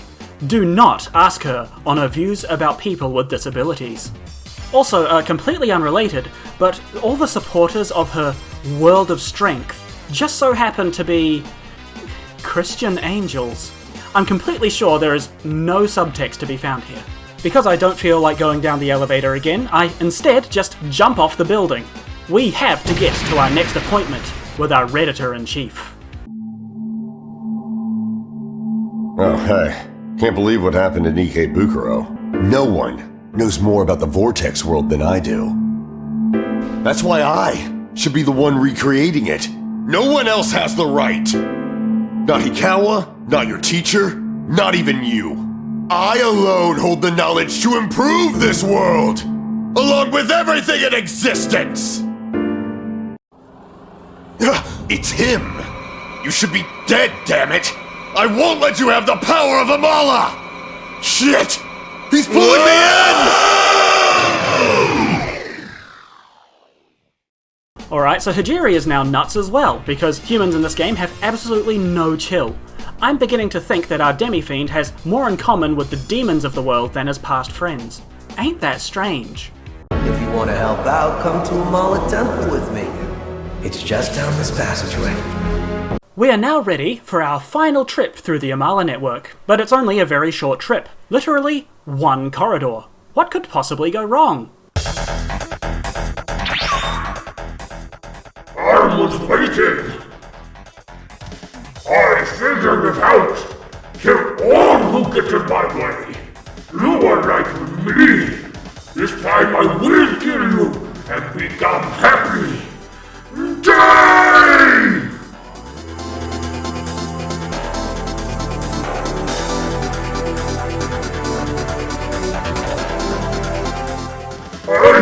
I just kill you. That's all I do. I won't die! Even if I die, I won't die!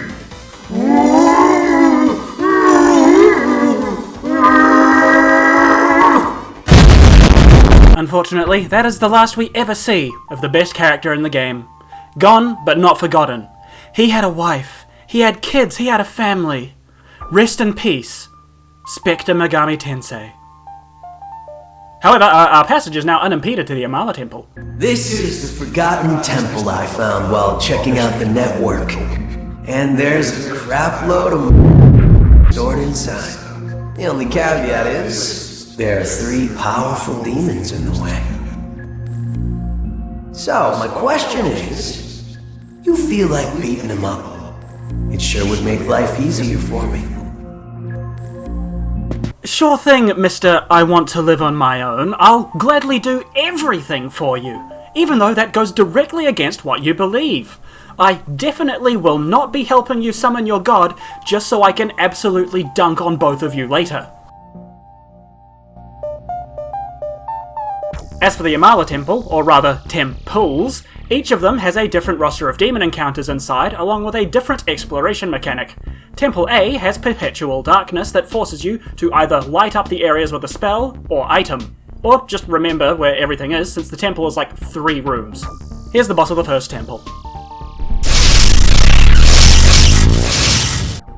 I have come from the depths of hell, seeking its strength, and I must say, you are quite a rarity. But who or what you are is of little consequence to me. I will sink my teeth into that feeble body of yours. Amala Temple B revolves around teleportation puzzles and has quite a lot of loot you can grab. The boss of this temple is Albion, who summons 4 small beings. If you kill Albion while any of the small beings remain alive, the small beings will resummon Albion to full health. If you kill all the small beings, the Albion will resummon all of them again. You need to kill everything in one turn. Fortunately, this isn't hard since none of the enemies have any form of buff or debuff negation. The last Amala Temple revolves around switching between 2 dimensions. It is kinda... whatever, I guess. I'm gonna skip to the boss anyway. My, quite handsome. You managed to navigate your way through my shadows. I am tired of Magatsuhi. I'll quench my thirst with your blood, so come here.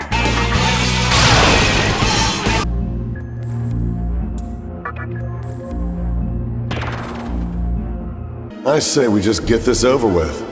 Never liked this place much anyway. Well, what can I say? People like you were made to be stepping stones. My god will soon emerge from the infinite space beyond the Amala network. He is outside the flow of time, a being without a name. The god of absolute solitude. I guess it might be inconvenient for him to remain nameless, huh? Let's see, a drifting god.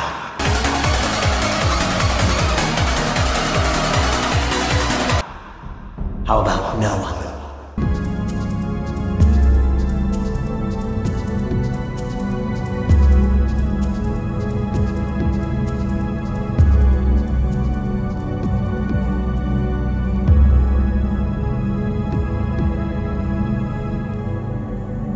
Oh my god, it's an MEIKEI. It is as she states, a reason has been conceived at long last. We need not worry. Lady Sia is on the move. Our god of Yakuza will soon descend upon us at Askasa. Then let us make haste. There are plenty of vermin remaining who have yet to receive our judgment. Thank you, Power and Dominion, for telling us exactly where we need to go next. At last, we are permitted to enter the Promised Land, because everyone guarding it has been killed.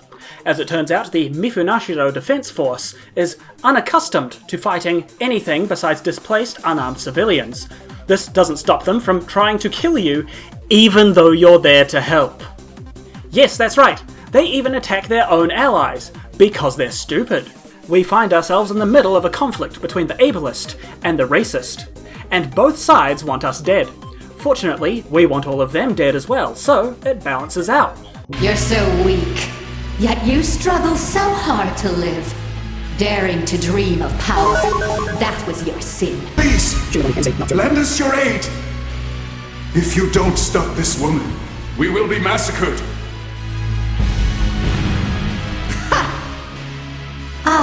Shin Megami Tensei Nocturne. You would never partake in such a brutal act, would you? His voice acting is so weird in this part. Your heart is unlike any demon's, is it not?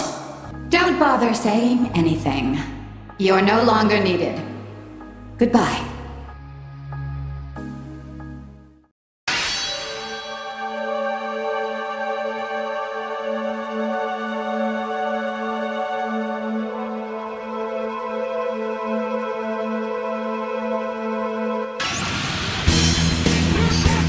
Hey guys, editing Snuff here, also sick Snuff here. Originally I was intending on doing a lyric edit for this fight, because I think the boss theme has some pretty cool lyrics to go with it. But then I realised I would not be able to, due primarily to the intended audience of this video. Like, all the stuff about, you know, sacrificing the Son of Heaven and man's only glimpse of fire red, like, yeah, that's pretty cool lyrics and stuff. I personally really like it. The problem is around about the chorus, the old text-to-speech guy says literally one word, which is a designated funny word for one of my friends. What is that word, you may ask? Crack. Yes, I'm 100% serious. My friend finds absolutely nothing funnier than simply the word crack. If, like in the earlier edit, I drew out the word crack and have it appear on screen, she would die of laughter. Because having a conversation with this woman is like navigating a minefield of unfunny words. To her, the pinnacle of comedy is singing the Calm Down Woody, We're Your Friends song, but replacing every single verb with crack. So, sorry to say, if you enjoyed the edit I made earlier, I'm sorry, blame her. I'm not much of an editor anyway, so I'm sure someone else can do a better job than I can.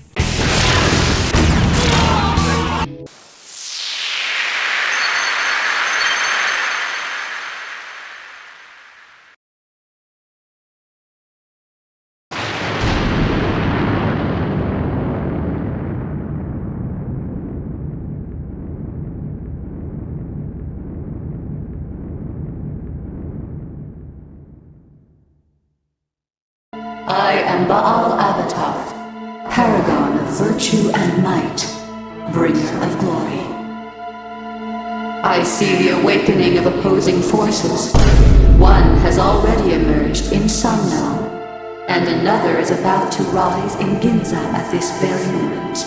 That part about Ginza was a lie, by the way. Nobody's there. The only reason we need to go to Ginza is so we can access the tunnel to take us all the way to the Diet Building, which is all the way around here.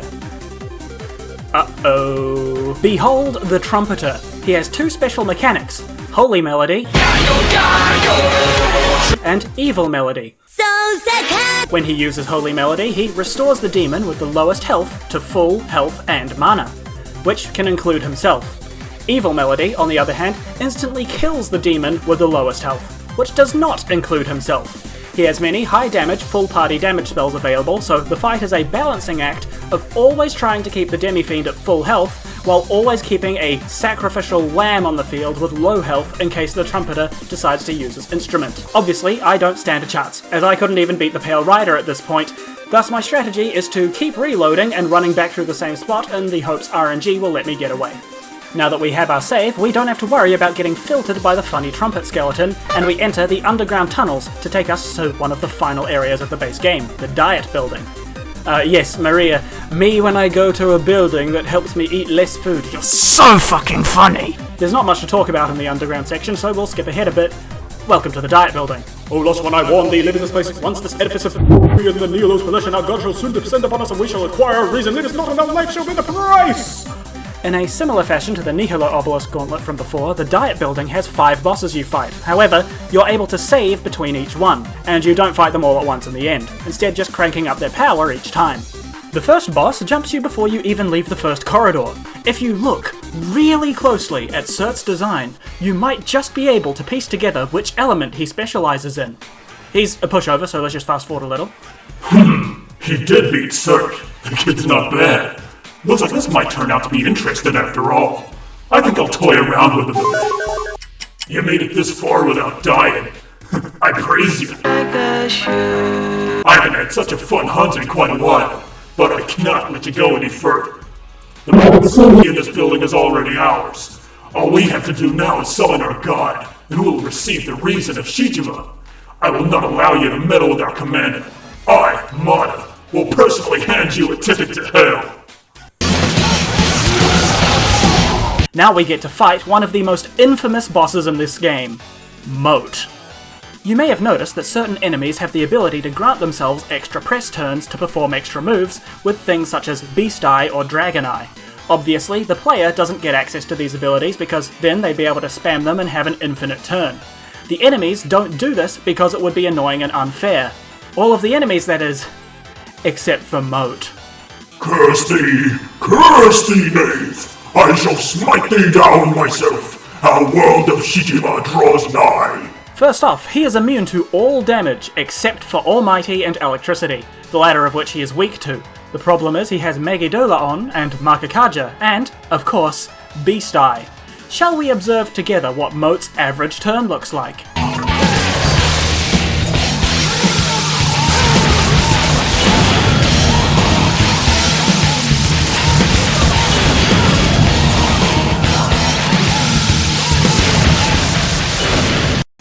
If you don't max out your evasion, Moat will keep spamming extra turns. The only reliable way to get him to stop is to make him miss an attack. If he doesn't, your game will look like this.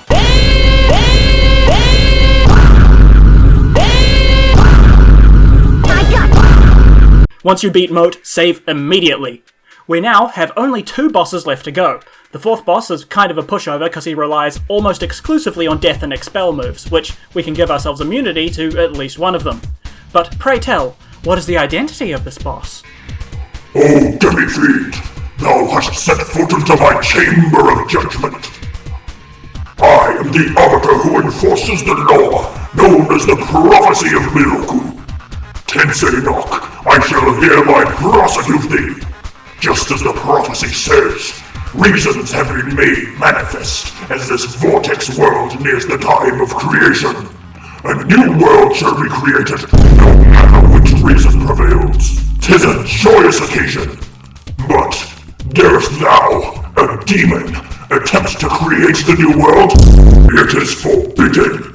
Demons shan't be the heralds of creation.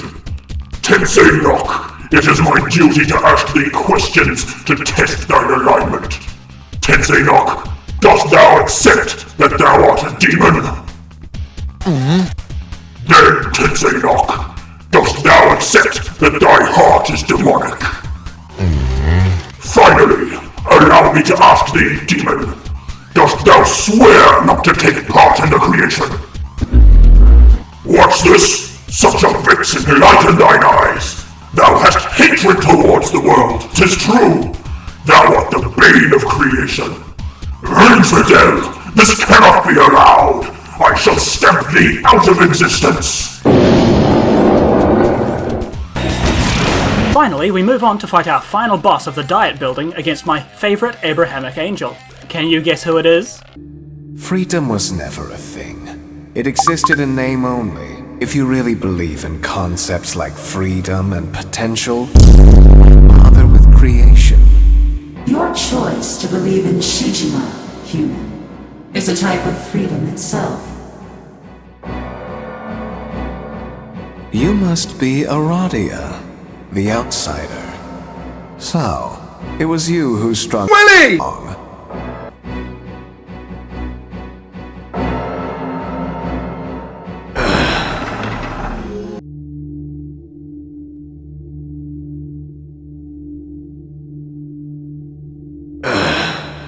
Here he is, my favourite angel. I don't just mean in terms of Megaten either, no, I mean like in terms of Abrahamic religion as a whole. This guy is my favourite. In this game though, he can piss right off. He negates all buffs and debuffs, as well as constantly casts Rakukaja upon himself. He also spams Megidola multiple times a turn, but that's not the killer. The absolute worst part of his kit is God's Curse, a party-wide affliction attack that can inflict any status ailment in the game. He is an absolute beast of a boss, but I forgive him because he's one of the coolest looking demons in the game. If you play the game and side with Hikawa, Samael will actually join your party in the last zone of the game, which is sick. Unfortunately though, we're not doing that route, which means we're stuck beating this guy up.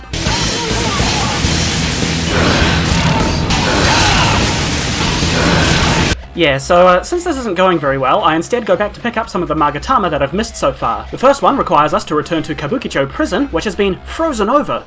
Who could have done this? Oh, hail the hee-ho! Feast your eyes on me, the abominable Black Frost! I'm so deliciously evil, they call me the Emperor of Kabukicho! Don't like it? Then blow it out your hee-ho! The world belongs to me, the mighty Emperor! Hee-ha! How was that? Did I scare you, ho? Well, hey freaking ho! I'm finally as cool as the king! But cool's not enough! An emperor needs to be cold! No mercy, ho! Well, time to send your freeze-dried corpse to hell! Maybe you'll thaw out once you're there, ho! Now bow down to the Bufu Master! Why do you interfere with my evil master plan, ho? All I wanted was to be like the legendary King Frost! Horrifying yet loved by all! Why must that be so hee-hard? Shoot! Crap! Son of a hee-ho! Oh, I think I may be liquefying!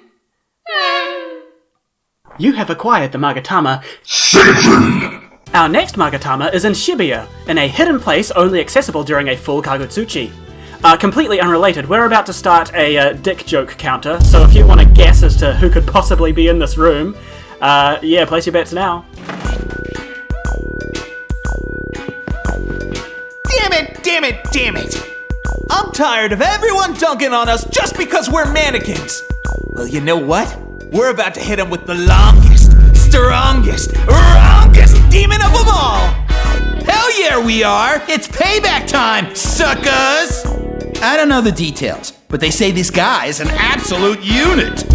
And if Mara really is that magnificent, then hurry up and whip him out already!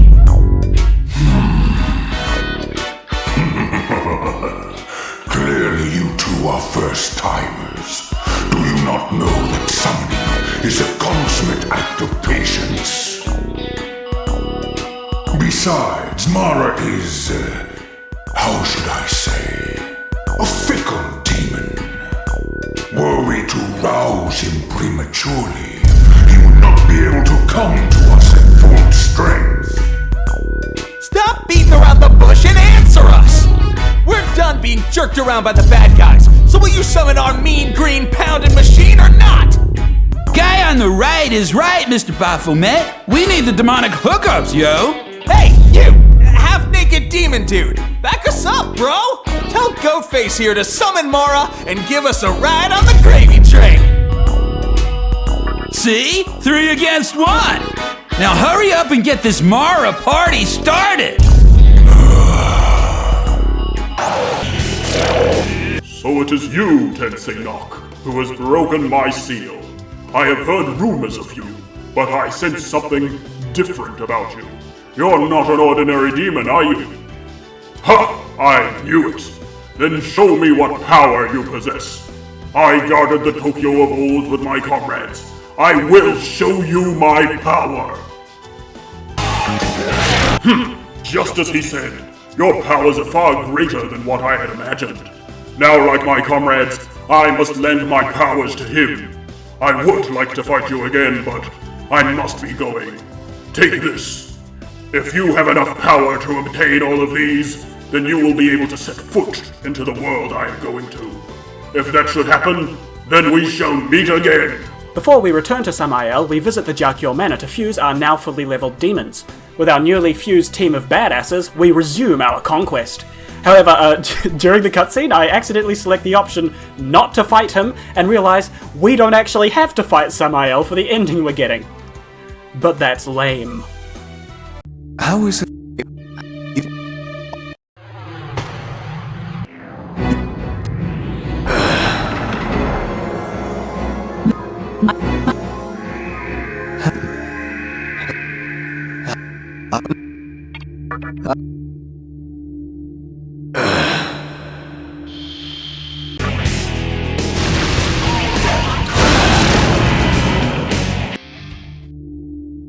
You defeated Samael. Your prowess is simply astounding. But it's too late. You cannot stop the advent of my god.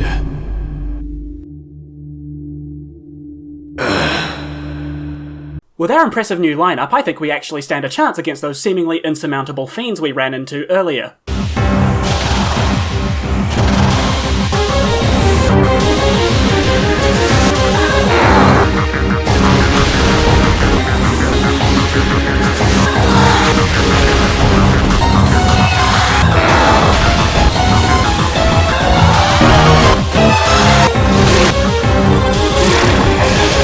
There is still one fiend that we have yet to see, and they reside in the front entrance of Yoyogi Park. Let us savor every minute of this orgy of the damned.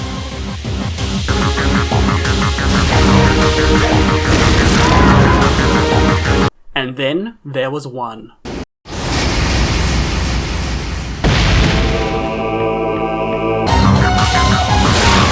We now possess every single menorah, but we have one last thing to do before we descend back into the depths of Amala.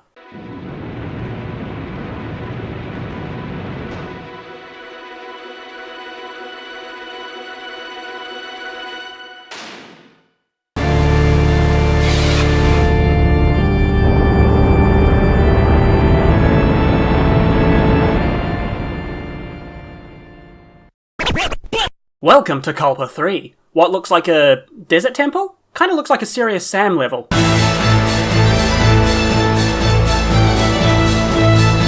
Once we reach the halfway point of the Culpa, we're introduced to our opponent. This is one of the coolest parts of the game because it's the only time where real-time input is actually important, so you are at a direct disadvantage if you try to speed hack this part.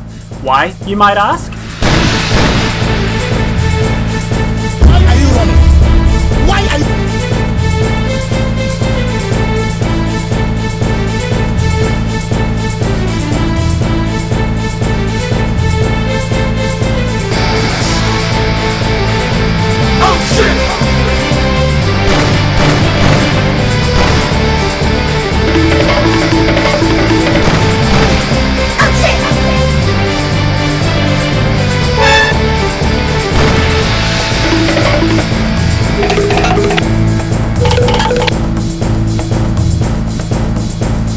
In the downtime between chases, I should just clarify that yes, this is in fact yaoi. We are now playing Shin Fujoshi Tensei.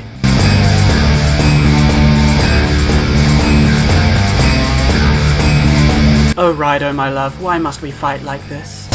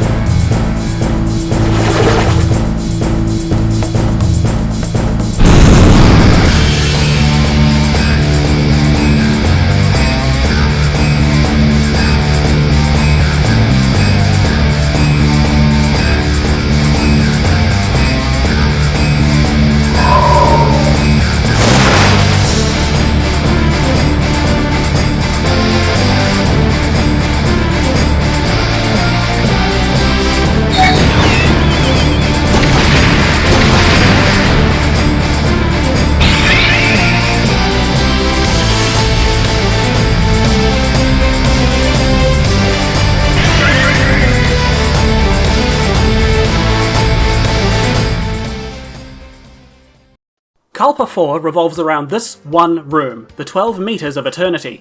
Depending on the current stage of Kagutsuchi, the destination you arrive at changes. Going through on a new Kagutsuchi will take you to the boss of the floor, but we don't want to get there just yet. First, we want to explore the other areas that the portal can take us to, which are maze, maze, maze, and maze. However, the actual best interaction in the entire game is found in one of the other mazes, and is required to access a treasure room. What's the matter, Sonny? What's your hurry? Everybody runs right by here, not even giving a second glance to a poor old guy on the side of the road. It's a shame what this world's come to. You young folks ought to get your priorities straight.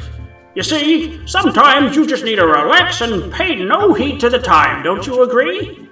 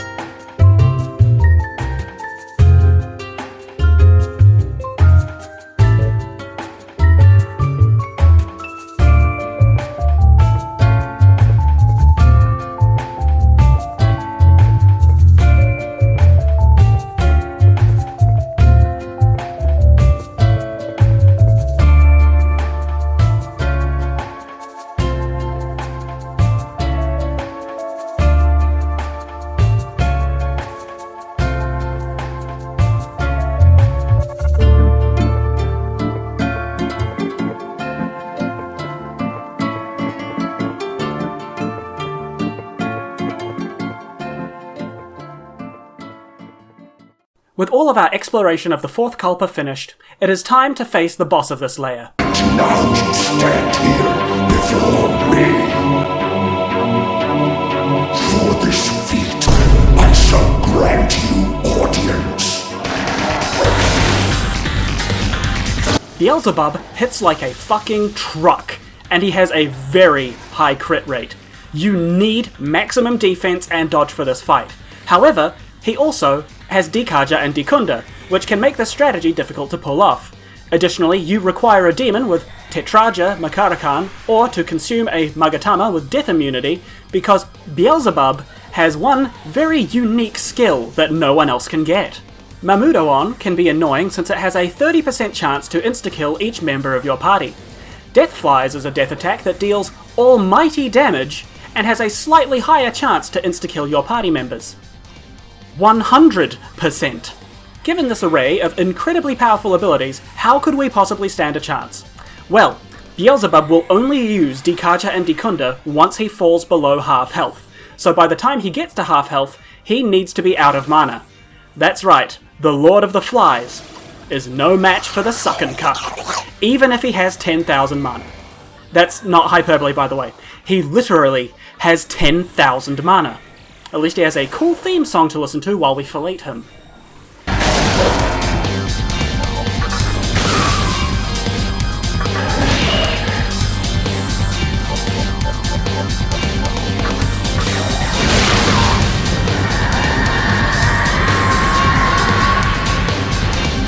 We are now free to enter the final culprit of the labyrinth. Upon our entrance, however, a special event awaits. So, Demi-Fiend, I was thinking you could use a detective. No, a mighty fine devil summoner on your team. Aside from Raido joining our party, there isn't really much to talk about in this zone. There are certain doors that require certain demons or stat levels to unlock, but aside from that, there isn't too much. Except for this one door that requires you to offer up the demon who you've had for the longest. Why? Well... I'm Pixie of the Fairy Clan. Please take care of me. We get our Pixie friend back, and she's got one hell of a moveset too. Besides her appearance, there isn't anything too interesting until we get to the boss of the Culpa, so let's fast forward a bit. Metatron is the boss that had me stuck for the longest during this run. Firstly, make sure you're immune to expulsion. Spirit!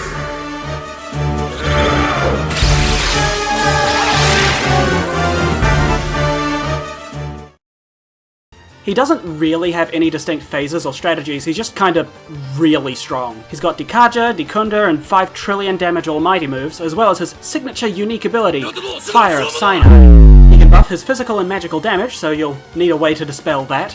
You'll need full party healing for his mass damage spells. You'll need non-physical damage to deal with his innate physical resistance. He also has special behavior where he will never use an elemental skill if all your allies are immune to it, meaning he spams almighty magic more if you're immune to expulsion magic. And finally, after many repeated deaths,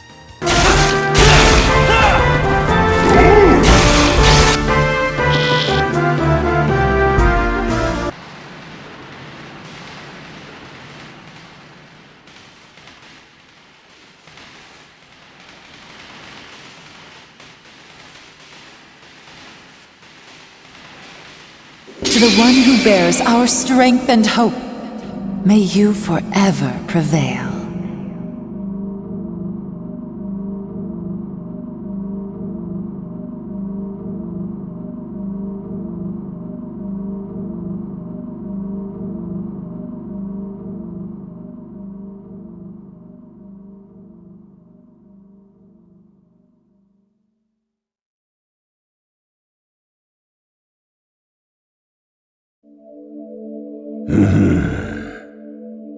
Go to where Kagutsuchi awaits. Show me the beginning. with the ultimate power bestowed upon us, there is now only one place left to go. Up. You who are about to ascend my power, and who wish to enter the light, show me your heart. All I see is darkness inside you. No light remains in your heart, and your purpose is in defiance of my will. If you dare, then come before me with the 3 stones of treasure. Welcome to the final zone of the game, the Tower of Kagutsuchi, The strongest demons in all of Vortex Tokyo are desperately clambering to create the new world, each faction led by the god of their reason. We aren't going to let them. There will be no creation.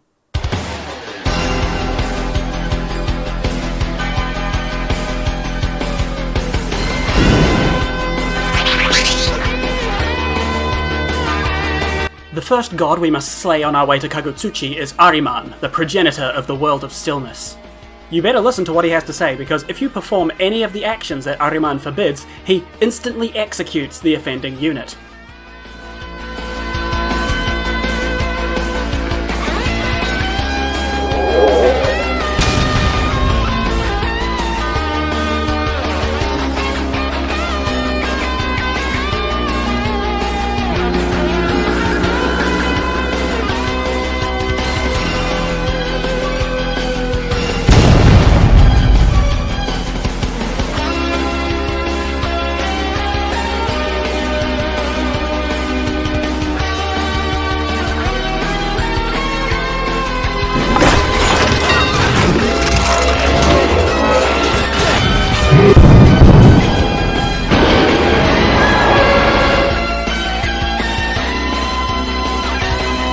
Wood.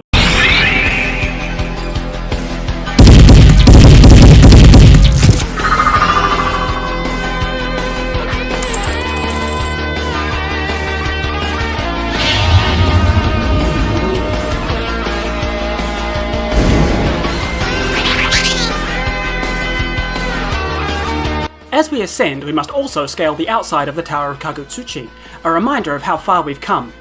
Imagine getting over it if it wasn't a meaningless, self-insistent streamer bait game.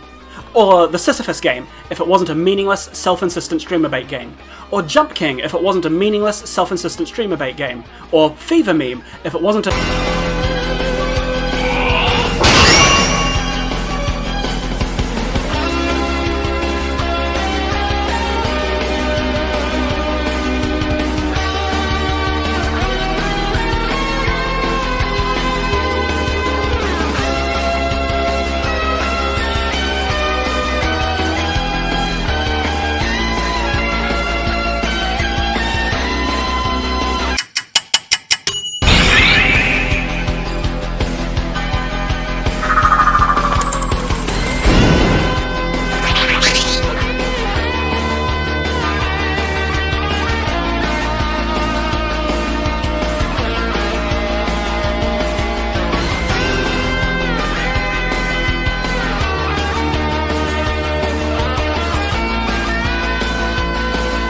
Okay, I'm not doing the Swedish bit again because it's way too tedious, so instead I'm just going to change his battle theme.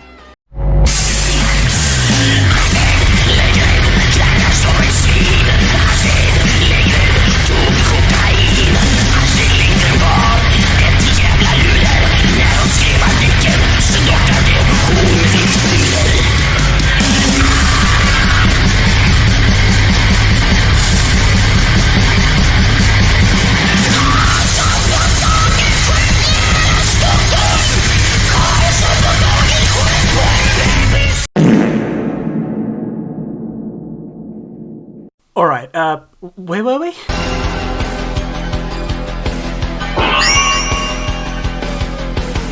Baal Avatar has one specific ability that makes her fight particularly difficult, Baal's Bane.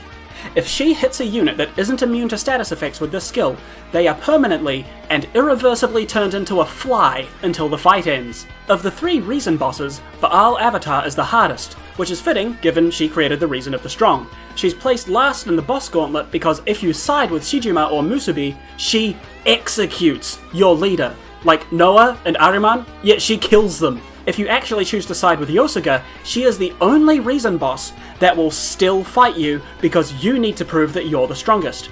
Thematically, she's definitely the coolest of the gods. Of all the bosses in the game, having her summon these 2 allies makes it feel like you're fighting another demon summoner. A sort of mirror match, if you will.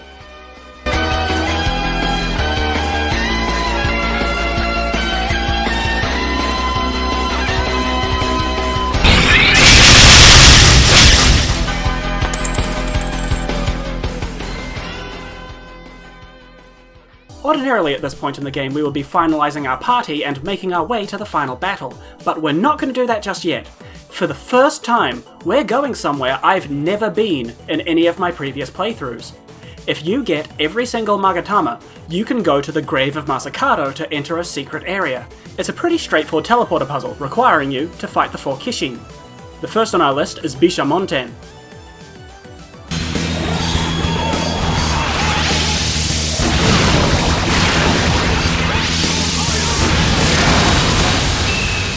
Yeah, this is going to be rough. Fortunately though, you are given the opportunity to save between each fight if you backtrack, so we don't have to worry about any sort of gauntlet at this point. If you manage to best all of the Kishin, you get to meet the man himself. Let me ask thee a question. Wilt thou bring peace to Tokyo? No. I see. We are now the holder of the most powerful Magatama in the game. There's also an achievement for mastering all of them, so I do some gameplay off-screen to max out this Magatama as well. The maximum level in this game isn't actually 99, it only displays that far. The actual max is 255. Finally, it is time for us to ascend to the highest point of the tower.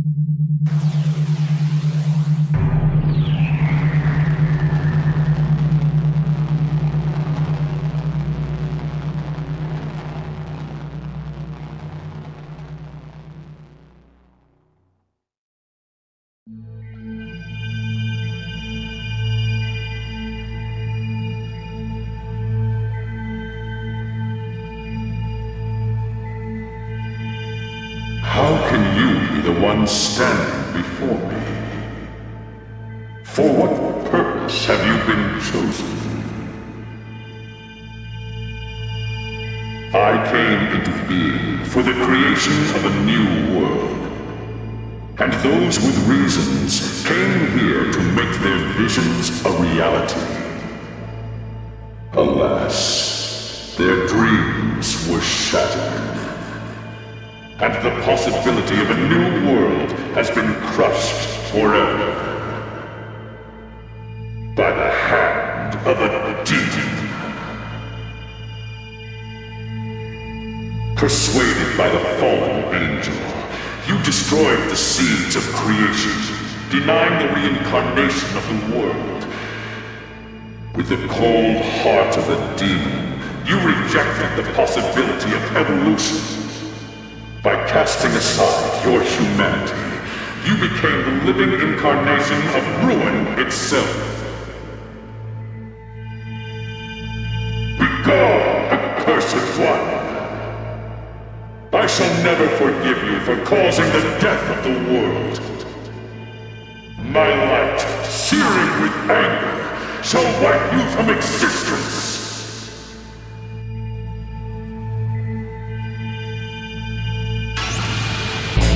I am destiny.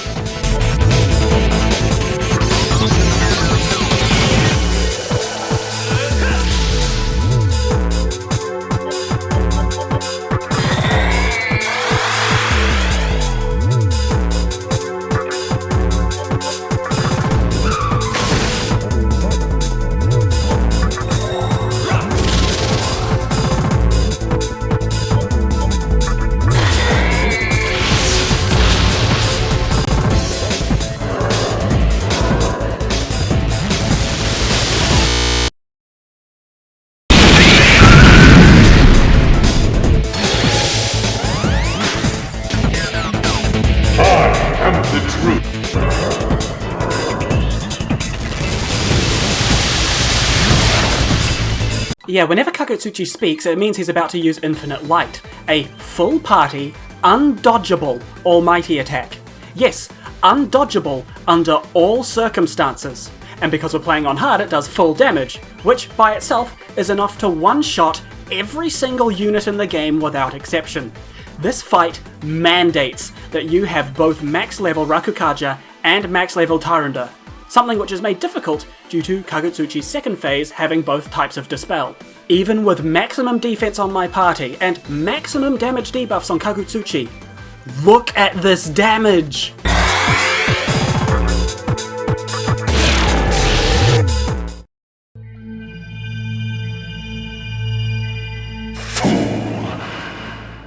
What good can come of being tainted with iniquity? Be forewarned, demon who was once human. Though I may perish, your soul will never again be at ease.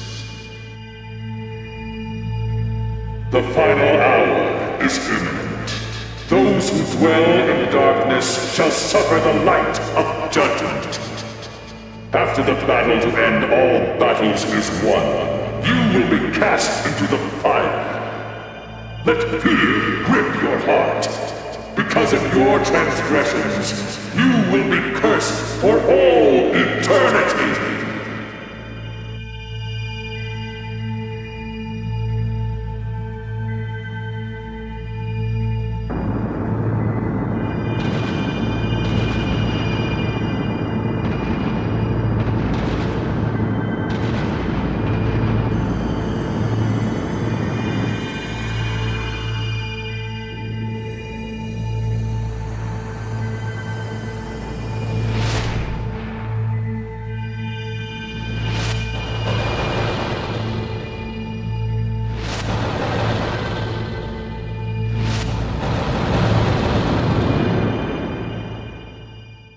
This is where the base game would end, but as you will remember, we're getting the DLC ending. Pray tell, what could possibly happen after the death of Kagutsuchi?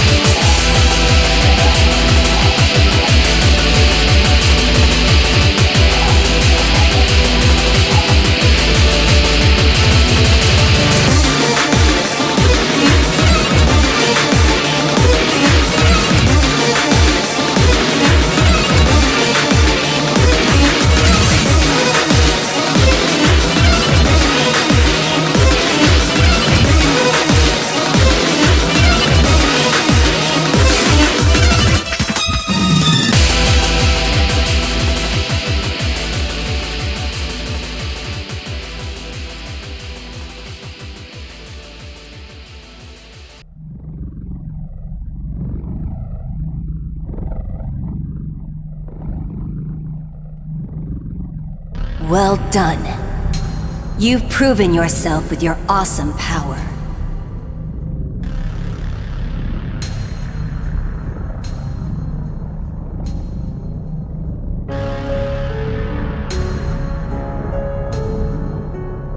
All you who have lurked in darkness and waited for this day, hear me. The new demon of darkness has been born. The time has come. Together, let us march onward.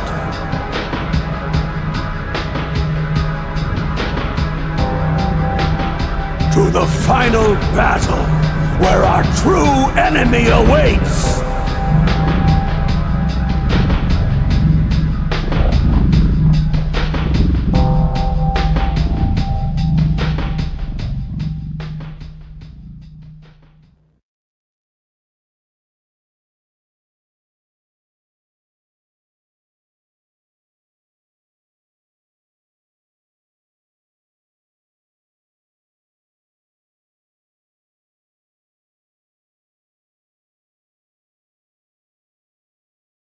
And that is Shin Megami Tensei 3 Nocturne Chronicles. So what the hell was that ending all about? Well, I don't look up the meanings of things online, so I'm just going to say incorrect things confidently. The Great Will, as the super mega force above God's creators and universes, rule the multiverse with the mandate that existence should be cyclical and perpetual. Everything in the universe must come to an end and be reborn, or replaced as something else. Yahweh, as the creator god of the universe that Nocturne takes place in, upholds this mandate of cyclical death and rebirth, Shin and Tensei, if you will. Lucifer, however, wants none of that shit. Why? Well, I don't know. As mentioned in one of the Labyrinth cutscenes, light and darkness exist in a constant battle, which is by design. The Great Will wants this battle to continue endlessly, but to do that, both sides need to be of proportional strength, or be in a constant state of flux, so long as neither side is truly wiped out. SMT is a series that has always had very interesting and dynamic morality systems, and is always a lot more complex than it seems. One dynamic that has been present since the first game is the battle between chaos and law. Not good and evil. Chaos and law. Morality is never as simple as good and bad in this series. In Nocturne, you may think that siding with certain reasons would lead you towards chaos or law, but that's not entirely the case. Regardless of if you side with Shijima, Musubi, or Yosuga, you're continuing the cycle laid out for you by the Great Will. Although they come in various ideologies, all three of these reasons have one very simple rule: a law that defines the world. So if siding with a reason is in alignment with the law of the Great Will, what happens when you deviate from it? Well, there's a fourth person you can side with, that being Aradia. Unlike the other gods, Aradia does not provide you with a reason. She is constantly travelling between different vortex worlds. What she instead grants you is the ability to reject the creation of a new world and restore it to its previous state, the way it was just before the conception happened. This is widely considered to be the good ending, since everyone gets to go back to their normal life. But in the eyes of the Great Will, this is unacceptable. The Great Will dictates that all worlds must die and be recreated through a different lens, and to simply undo the change and revert to a previous state spits in the face of the evolution the Great Will intends. Even still, the world will still end one day, but not at its intended time. Another alternative is to not side with any reason at all, and to reject Aradia. When the time comes to face Kagutsuchi, he reprimands you for killing any possibility of a reason occurring, and just leaves. The Vortex world remains stuck in its current state forever, and is ruled over entirely by demons. Again, this goes against the Great Will's desires, as you have now prevented rebirth from occurring, keeping the world stuck in limbo for eternity. Then, of course, we have the quote-unquote true demon ending, the one that we did. What happened here? Well, by siding with Aradia or not siding with anyone, you can go against the wishes of the Great Will, but the battle between light and darkness will continue throughout this universe. What if you wanted to go beyond rejecting the Great Will? What if you hate the hand that fate has given you, cursing you to be a perpetual pawn in an endless war? What if we want to side with darkness and eliminate the light? We spent our journey conquering, consuming, and growing. As a human, we were once a servant of light, but once gaining the heart of a demon after undergoing the conception, we were presented with many possibilities. We chose to take our humanity and corrupt it, claiming both the strength of a demon and the will of a human, moulding it into the perfect form and allowing Lucifer to grant us unimaginable power. Now we eclipse even him in strength, making us the single most powerful force of darkness in the universe, and allowing us to command all of demonkind. And that's about where it leaves off. The Demi-Fiend marches forward to lead the armies of darkness in a crusade against Yahweh, who wishes to uphold the desire of the Great Will. Of course, the Great Will is completely untouchable for us, as we exist merely in one universe out of many. But by overcoming the light, we would completely destroy the universe in which we live. We would bring the cycle forced upon us to an end. So, what is the overall message of Shin Megami Tensei 3 Nocturne? Well, a key gameplay mechanic is that you start off very weak but gain experience through fighting. The bosses in this game don't level up. Their power level is static. We become stronger while they rely on their innate gifts. That's right, baby. SMT3 is clearly all about how hard work beats talent. Thanks for watching.